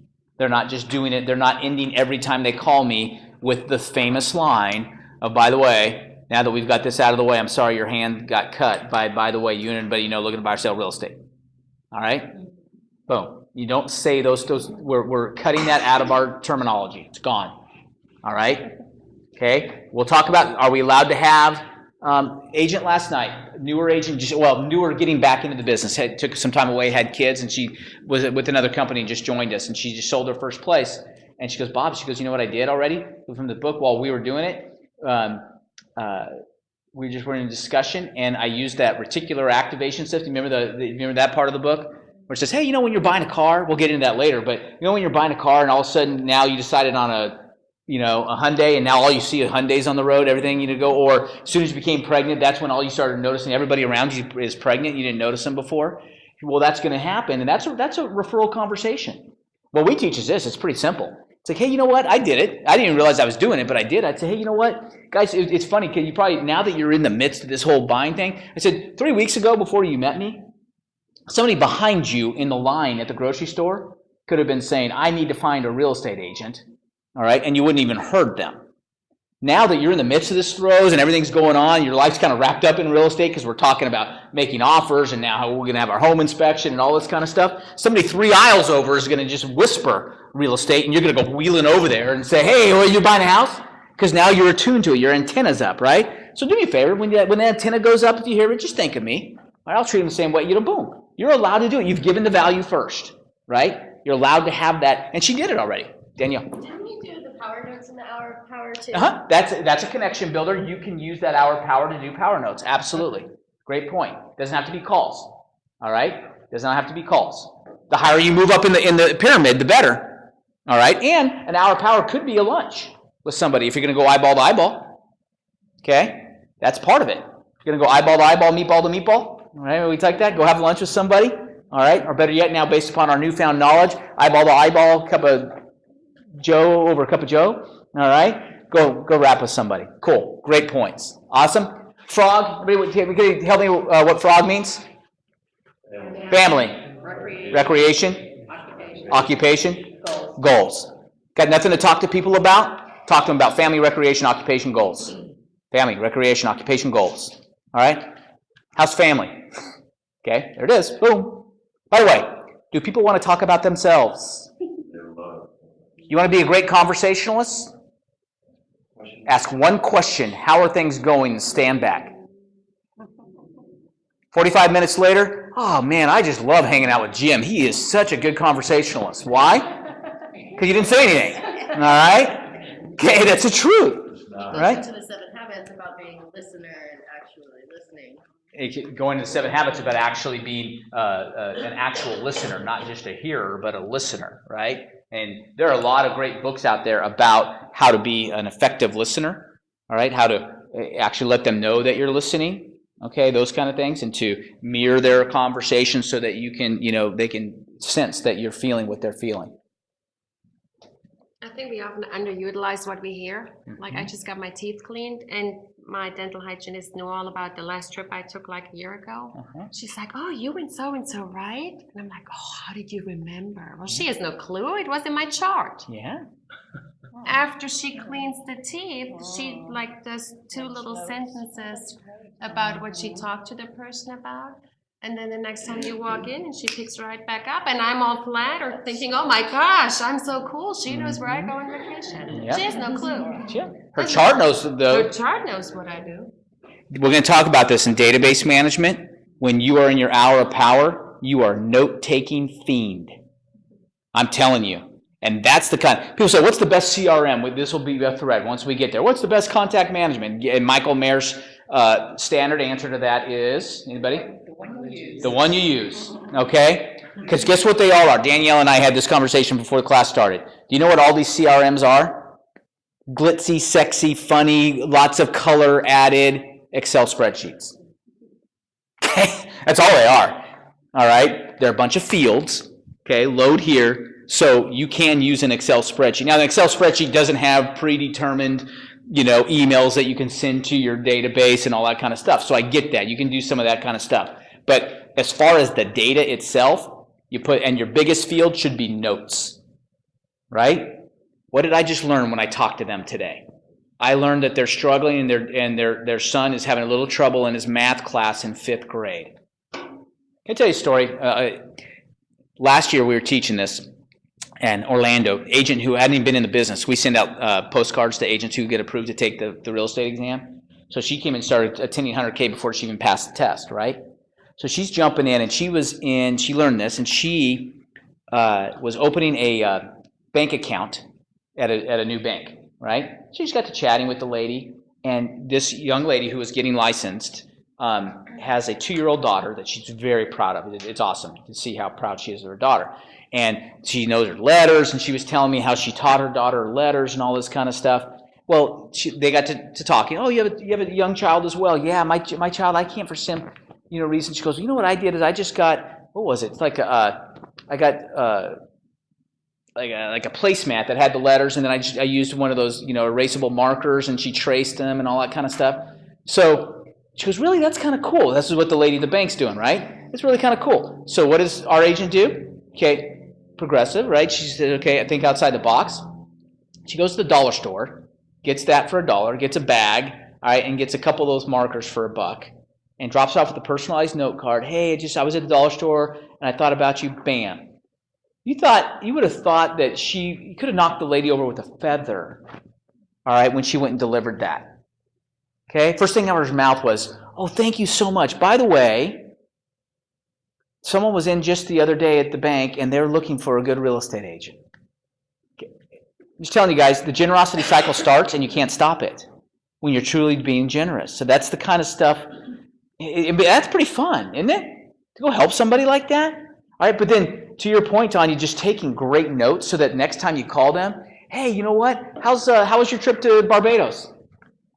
What the heck, man? That's awesome. They were listening, right? Now, you had to listen enough to make the notes, all right? But I'd rather you make 3 phone calls or 3 contacts and take really good notes than make 8 phone calls and take no notes, right?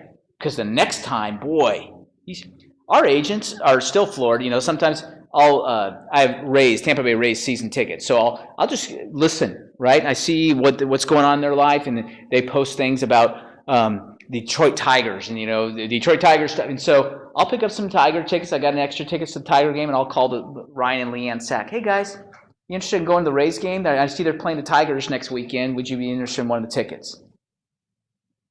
That stuff works, guys. It's not why you do it. It's fun to do, but why not, man? If people are paying, someone's paying attention. When you do your database that you keep electronically, always keep it in Excel, because you can import it to most anything you use. And if you're not working for one company, you need to change companies, you can take your Excel with you. Excel is perfect. Put in Excel, because you can always import into any database from Excel. All right? And the cool thing is now you're no longer a hostage, because some of these CRMs, they want to make you hostage, because now if they raise their prices, you're like, oh, now I got to re-enter all the data. Oh, that's not worth it. I'll pay your extra $8 a month, all right, or whatever. Well, now you don't have to. Too bad. I found a better, cheaper, faster one. Thank you very much. And it's all in Excel anyway. So, boop, bop, it's in, and you're done. Okay, we'll talk about it when we get to database management. That's a great point, Tanya. Awesome stuff. Okay, Frog. And then finally, successful success story. At the end, he talks about just writing. You know what this is, guys? Just let's remind ourselves when we felt good in this business, right? Let me just write a story, because what he's prepping him to do, if you remember that when he's reading this, what he was prepping him to do is get to the point where he could, he's going to eventually use this in some of his marketing, all right, some of these success stories, whether it's the people telling the story. But what we discovered a couple sessions ago, what do you think is the biggest important reason why he asked him to handwrite a successful success story. What is that? Let's think morning ritual. There you go. Bam. It's an affirmation. All right? I'm a really cool agent. Remember when I did this and they were really excited and I went above and beyond and did that boom, boom, boom? You start handwriting that stuff, you are reaffirming, boom, in your mind what's going on. Okay? It's powerful. Powerful, powerful, powerful. Cool? Really good stuff. I'm just telling you right there, if you applied that chapter of the book, hashtag game over. All right? You win. You do those, do the rituals, do your hour of power, time block a little bit. All right? Your life's going to change. I'm just telling you. I know it. All right? I truly know it. Cool? All right. Here we go.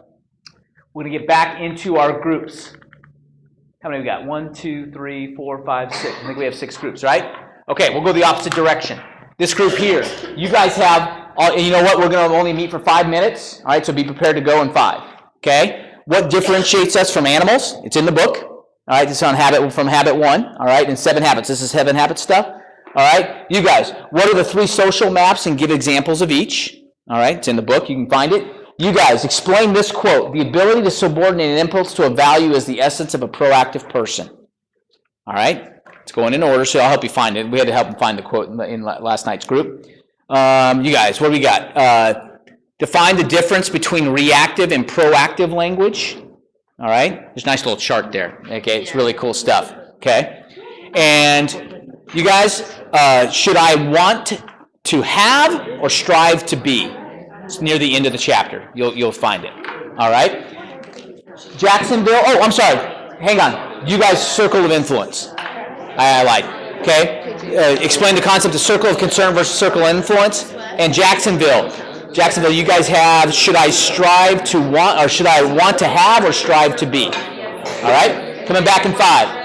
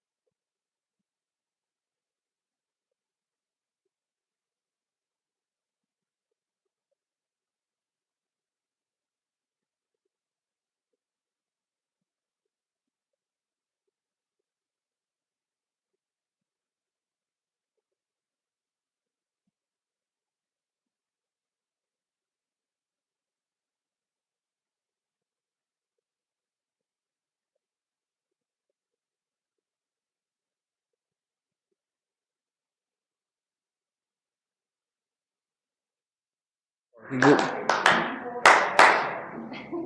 like it. My hands are full. I clap back at you. I'm trying. Okay, I can't get clipped on. I can't get clipped. Remind me to give you my grandson's math story, Lorna. Grandson's what? Math story. Oh, okay, very good. Awesome. All right, we're good. Coming back now. Who did we start? We started over here, you guys, right? Okay, the difference. Okay, what differentiates us from animals? All right, here's our group one. What do we got? Well, we have this power that animals don't have between stimulus and response, and that's the freedom to choose. Power to choose. We are not just automatically reactive, right? Right. It's not just instinctual. We have other things other than, there are some things that are instinctual to us. That's awesome. And that's it. That's a very powerful, God-given ability, all right, that differentiates. Animals don't have that. The hour, I think in the book they talk about the ability to be self-aware. Yeah, Right? self-awareness, Yeah. imagination, Okay. conscience. Hey, I can make a different decision based upon the situation I'm in because I'm aware enough to do that. Awesome. Great job. That's easy. Perfect. Huh? Nice job, guys. Pat yourself on the back. Okay, we have our 3 social maps, and just kind of what maybe just a brief definition of those. Well, the social maps are like recognized theories on what forms and shapes us and determines us. Perfect. And the 3 are genetic. Basically says you are who you are based on your genes. Your grandparents passed those down, and that's who you are today. It's all DNA driven, right? I can't control that. That's just the way I am. That's the way my family rolls because it's in my genes, right? Correct. And then another one is that basically it's mom's fault. Your parents did it to you. They Yeah, raised what's you that one wrong. called? What's the parents one called? The psychic. Psychic. Okay, that's just because the culture I was raised in the family. Yeah. Right. That did it to me. Then the last one is the environmental, that Meaning? your surroundings did it. Like ultimately, for example, the government could be at fault, Right. or your boss, your wife, your kid, somebody else outside of you is at fault, or how you are. And all 3, at the end of the day, are anybody but you. Yeah. Right? It's not my fault. Not my fault. Not my fault. Not my fault. That's the way sociologists and psychiatrists try to explain away everything. Now, I think there's validity in all of them, right? Because they affect us. But at the end of the day, the proactive person is going to say, I am where I am today because of choices I made yesterday. Period. That's the healthy proactive person. That as much as we want to go back and blame our, and you know what, someone brought up last night too, there are positives in our DNA. There are positives too. We always tend to focus on the negatives, right? That, that's just in my DNA, or my parents did this to me, or whatever. But someone brought up a very good point. There are positives. Catch this. So Jeanette and I, we were thinking about in the summer, we're not sure if we're going to do it because we're not so satisfied on world travel safety right now, okay, with everything going on, okay? But we wanted to go back and investigate. We're going to go to Ireland and Scotland, Ireland, Northern England. We've done some of the other stuff, but want to go. I am. I said I'm Scottish. All right. I said I'm Scotch last night, and we started joking around. Scotch, yeah, and I don't know who wants to dilute anything. There we go. All right, but I'm Scottish, right? So we started doing some investigating of our clan and our name and the crest and all that kind of stuff. And catch this. So McDougal, all right, comes with the family slogan, Logan, whatever the motto, the crest: conquer or die. That's fierce. That is fierce. I said, bring it. You know what I mean? Okay? All right, so I said, right on. Okay, here we go. That changes my perspective a little bit, right? I hear that's how we roll. McDougal's roll, conquer or die. All right? Now, don't get me wrong. Somewhere along the way, it's been diluted, right? Remember I told you, we went from conquer or die to my dad having the plaque that says, if everything seems to be going right, you've obviously overlooked something. Okay, well, we've had a little stray from the, we need to get back to the crest, right? So that's one of the things that Jeanette and I have actually talked about in dialogue. How do we get there? All right, what are we doing to make the change? All right, if nothing else, let's start let's say we bottomed out, and now let's start moving back up. Okay, how do we get back to conquer or die? And it's funny because when then we're attending a class at church at night that it's kind of it's studying a book called How Should We Then Live? It's by Francis Schaeffer. It's from 1976. But it's kind of the history of Western civilization and all that kind of stuff. And I'm reading this book. It's really cool. All of a sudden they say they're studying the Roman Empire, right? So the Roman Empire, we're going through it. And at the end of the Roman Empire, it said, they conquered everything from, east to here and west to here and north. And they stopped at Scotland because the Scots were too tough. I was like, right on. The Scots are too tough. That's the way, conquer or die. Even the Roman Empire couldn't handle us. You know what I mean? And so but there can be empowering things in our past as well. You know what I mean? So we don't always necessarily do that. But at the end of the day, we want to get to the point that we focus on, it's me. All right? Yes, there are external forces, and that's fine, but it's me. All right? I'm the one that has to deal with it. Great job. All right? Those 3 social maps. All right, what do you guys got? That quote, right? All right. Okay, so our quote was, the ability to subordinate an impulse to a value is the essence of a proactive person. Okay, to me. Yes. Well, Sherry came up with a good point. It's a difference between reacting and responding. Okay, and also I think it's taking responsibility for your actions. And not just blaming the circumstances and reacting in a way that doesn't uphold your values that you're supposed to. That's it, because it's going back to being principle-centered versus just reactive, right? An impulse is what my natural first inclination is. It's actually, let's go back to the first thing, the difference between us and animals, right?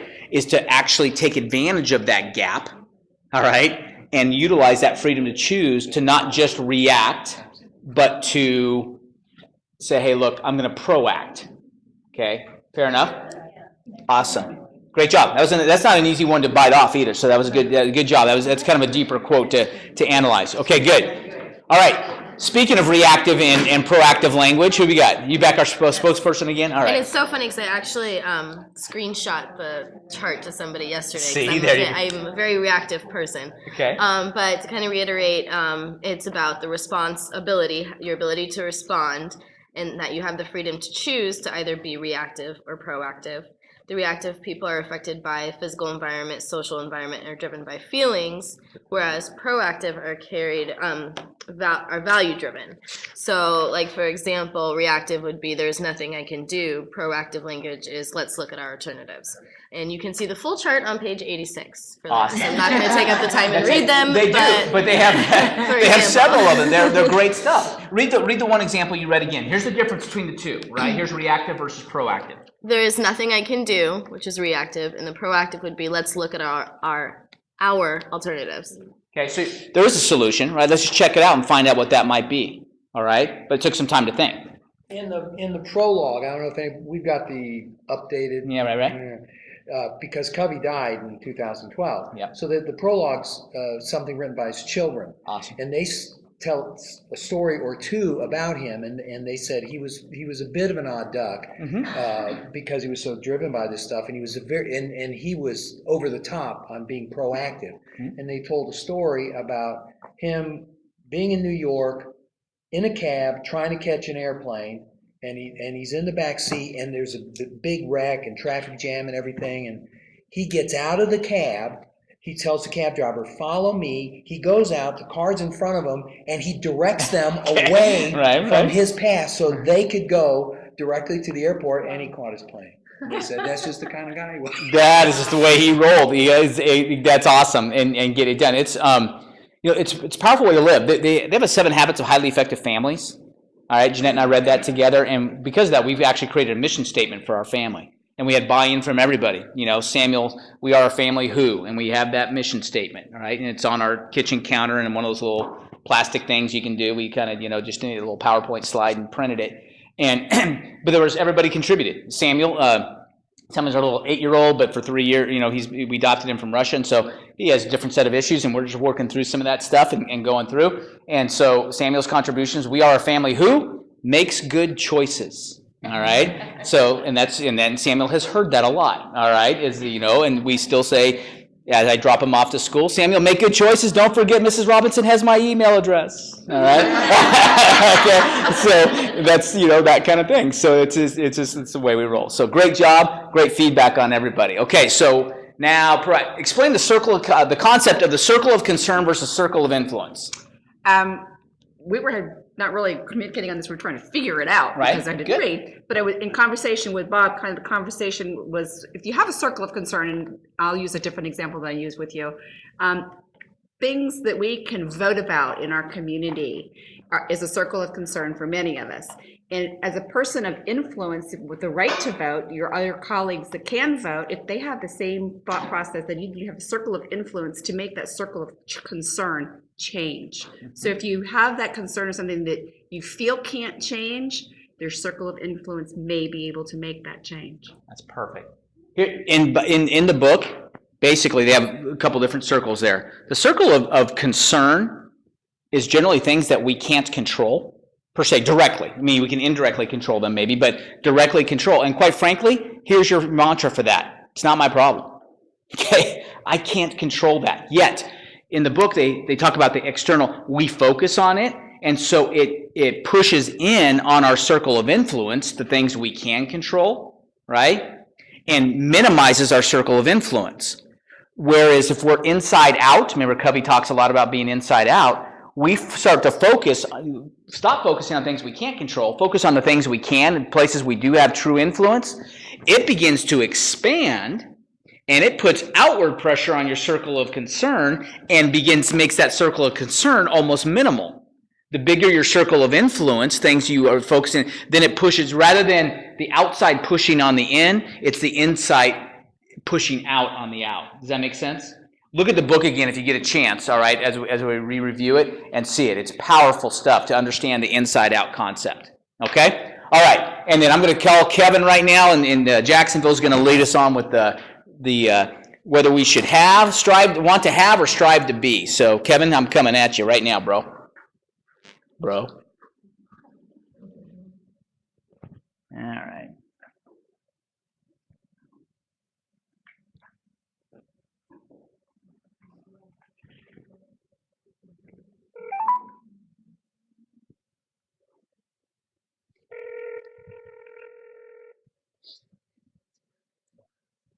What's that? See, there you go. Hey, you there? Hi, I'm here. Okay, all right. So tell us, should we want to have or strive to be? We should strive to be. I love it. Yes. Going off what you said, the inside-out approach versus outside-in. If you strive to have, you're giving an outside influence control over you. So I'll be happy when I have, you can fill that in a number of ways. But instead of doing that, we would focus on, what we can be. I can be more resourceful. I can be more diligent. So it's a more inside-out approach. That's boom. Just that nailed it exactly. I'll be happy. I'll be happy when I have my mortgage paid off, or I'll be happy when I have a husband or wife who understands me better, or I'll be happy when I have this, rather than, hey, maybe I can be a little more. Maybe I can be a little more understanding, and then I might get some of those external things because now I might have a spouse that understands me better because I'm a little more understanding of their aspect and where their perspective coming from, so on and so forth. Yeah, exactly. And it'll have a compound effect too. There's a book called Compound Effect that, when you take that approach and you start changing yourself, all of a sudden your spouse, or, in this case, if it's your spouse, all of a sudden she starts, becoming happier, easier, or whatever your complaint was in the beginning. And it's just a compound effect for the better versus a compound effect for the worse. Perfect. Boom. All right. And Emily's listening in on this, so she just heard that. That's right. That's Kevin's wife, by the way. I was looking right at her. Very good. Awesome. All right, you guys good? Everybody solid up there? Yeah. Okay, we'll wrap up here. We're going to have our assignments, and we'll get out of here. Perfect. All right. Sounds good. I'll talk to you later. Bye. Okay, let's go through. If you get a chance, reread some of that stuff. All right, go back because you heard other people describe it, you know what I mean, and you guys locked it in. All right, that was a great job. You guys did an awesome job with this. Okay, perfect. All right, your commitments to the team. All right, don't forget, here are what we've just kind of overarching decided that we're willing to do. All right, I decided for you, and so there you go. All right, 8 hours of sleep, 64 ounces of water. Hey, anybody doing that? Yeah? Yeah? Okay? Okay? Anybody doing it who has not, that's new to them? Okay, good. All right, fair. How's that? Are you feeling, different at all? Not yet, and that's cool. Honest answer.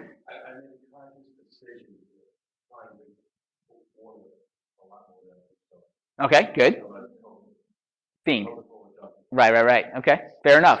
And I'm with you, bro, because I've been there. I feel your pain. All right, it's not easy to do. All right, just begin to baby step that thing. Tanya, is that something new a little bit for you?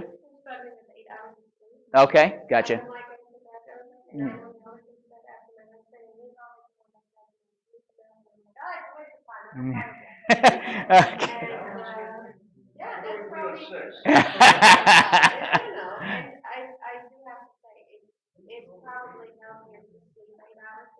Yeah, it is. I think you'll find that it's healthier in the long run. You're going to be healthier overall when you do that. It's not always easy, all right? And just try and play catch up a little bit. Sometimes, like if I get 6.5, then I try. I don't, necessarily. Just let me get an extra 20 minutes, a couple nights a week to try and see if I can just get that. I don't think it's as powerful as being disciplined to 8.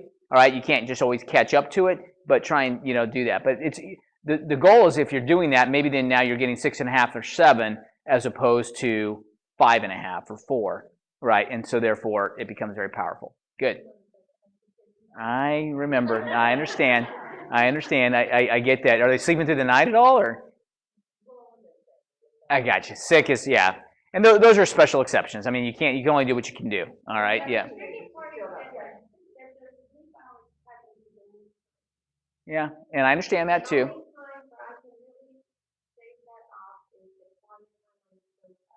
Yeah. Yeah. So you're asking me about quality me time for sleep, and I would rather stay up and do quality time. Okay. Yeah. Okay. Gotcha. Anytime, given anytime. All right, and that's, yeah. Well, let's think about maybe we how about this? One of our assignments is gonna be slowly baby step our time blocking. So let's see if we can find you some of those hours that you can maybe sneak in some me time during the day. Okay. All right. DVR the thing you want to watch on the couch at night. All right. Seriously, and catch that at a half hour between 12:30 and 1 or something like that. Well, let's just see. All right. I'm just throwing ideas out there, that we can do that because I hear you. You know what I mean? Because it's there's value in decompress time. True. You got to do that because you'll explode if not. Okay. I get that. That's cool. All right. Donating 10% of our time. I'm just telling you guys, there's power once you start making it.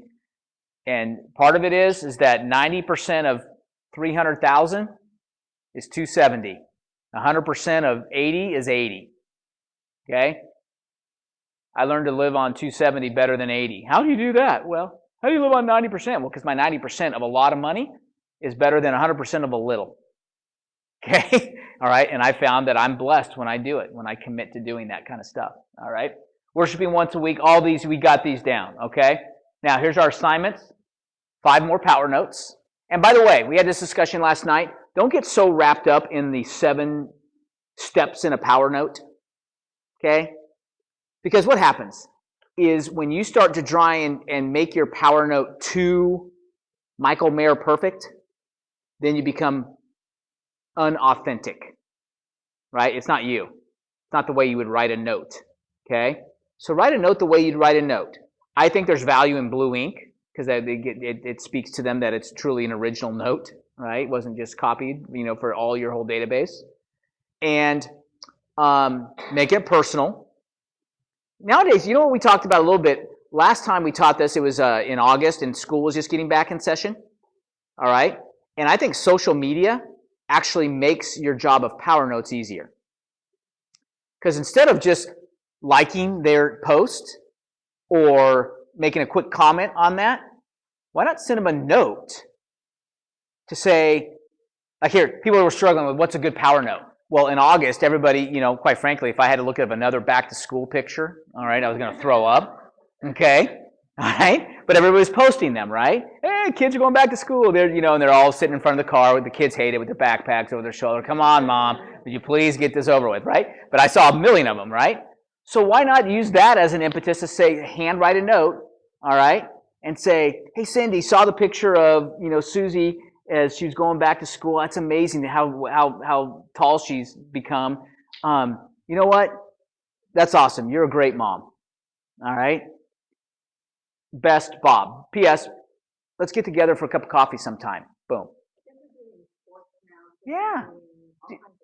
Yeah. I mean, those, what do I comment on? Comment on those. Instead of just doing it on social media, do it handwritten. All right? And you're going to stand out amongst the crowd. Trust me. All right? That's kind of stuff. All right, time block. Here's the thing. Yes. Yeah.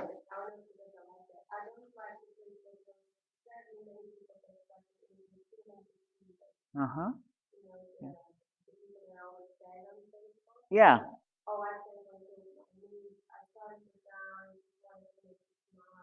You sent a note to her? Absolutely. It's awesome. Great. Yeah, right. Exactly. When people are feeling depressed, or they do the little feeling emote, or whatever they call that thing. All right. I'm learning all this terminology at 48. It's big news for me. Okay. Emoticon. There you go. Okay. That's great, Tanya. Thank you for sharing. That's perfect.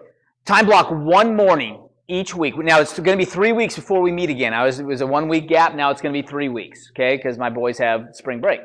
All right? Okay? We're going skiing. So, all right? So, so it's going to be 3 weeks. So, 3 times, that's all I'm asking you, 3 times in 21 days is to time block just the morning. I found you know what? You can do a morning. Okay? You can do a morning. You can time block a morning. It's easier than an afternoon because the morning sometimes causes the afternoon to get out of control, right? So it's easier to do that. Okay, try it. I think you're going to like it. I think you're going to say, hey, I need to do this more often. All right, that's my dirty little secret behind the method. All right. Each week, perform perform each of the rituals just once. All right, just once. So between now and then, do 3 pre-sleep rituals. Do 3 pre-leave rituals. 3 morning rituals. And here's the tricky one. Between now and 3 weeks, do 3 Sunday night rituals. There's only 3 Sunday nights. All right? Okay, so you have to do Sunday night every time. All right? Got it? Each week, create 1 first and 10 list. All right? I'm just telling you, guys are going to say, Bob, that's not enough. I got to do it every day now. Now that I know. All right? You don't know what you don't know, but once you know, you're going to like it. Okay? Read and study habits 2 and 3. Because we have 3 weeks, we're going to cover habits 2 and 3 next time in Cubby's book. All right, today was habit 1. Okay. Some of you discovered that you hadn't read the book yet and you had to discuss it and you got pretty excited about the book. The book has some pretty good stuff on there. All right? Didn't even know it was there. All right, it's there. All right, it's good stuff. Abide by your commitments. Those are things we just covered about, attempting to sleep 8 hours a day. Maybe time blocking will help that. 64 ounces, all that kind of stuff, all right? Of water. I had to clarify, 64 ounces of water. All right? I can do that all day long. 64, let's bring it. All right? 64 ounces of water, okay? And upcoming meeting dates. We actually have 22 days between our next meeting because we're meeting on a Thursday next time because of the room availability here. 326, 4-8. Be aware of 4-8. We're probably going to have to change locations because this room is not available. So we'll have to get a little creative. We'll figure that out. Let's keep it posted. All right. Some of you might have to drive more. Some of you might have to drive less. All right. All right. Very good. Okay. 326, 4-8, 422, and 5-6. And that's it. And we are done. You did not miss class. That's perfect. Any last major announcements from anybody? Oh, yeah. Those cards, write your name. Where are you going to spend your 4 hours? It's not a commitment in the blood. All right. And leave it on there, and I'll come around and pick them up. Great job, guys. If you have any questions, post on it. We'll see you maybe Friday morning as on the conference call. Have a great day. Go get them. Danielle, give your card to Jim. All right. Awesome. Spray yourself down. That a girl. That's good. I appreciate that. And the next people. Oh, yes. See Sherry if you want to be hanging out at the Wagon Wheel Flea Market. All right. Go get some bidnit. All right.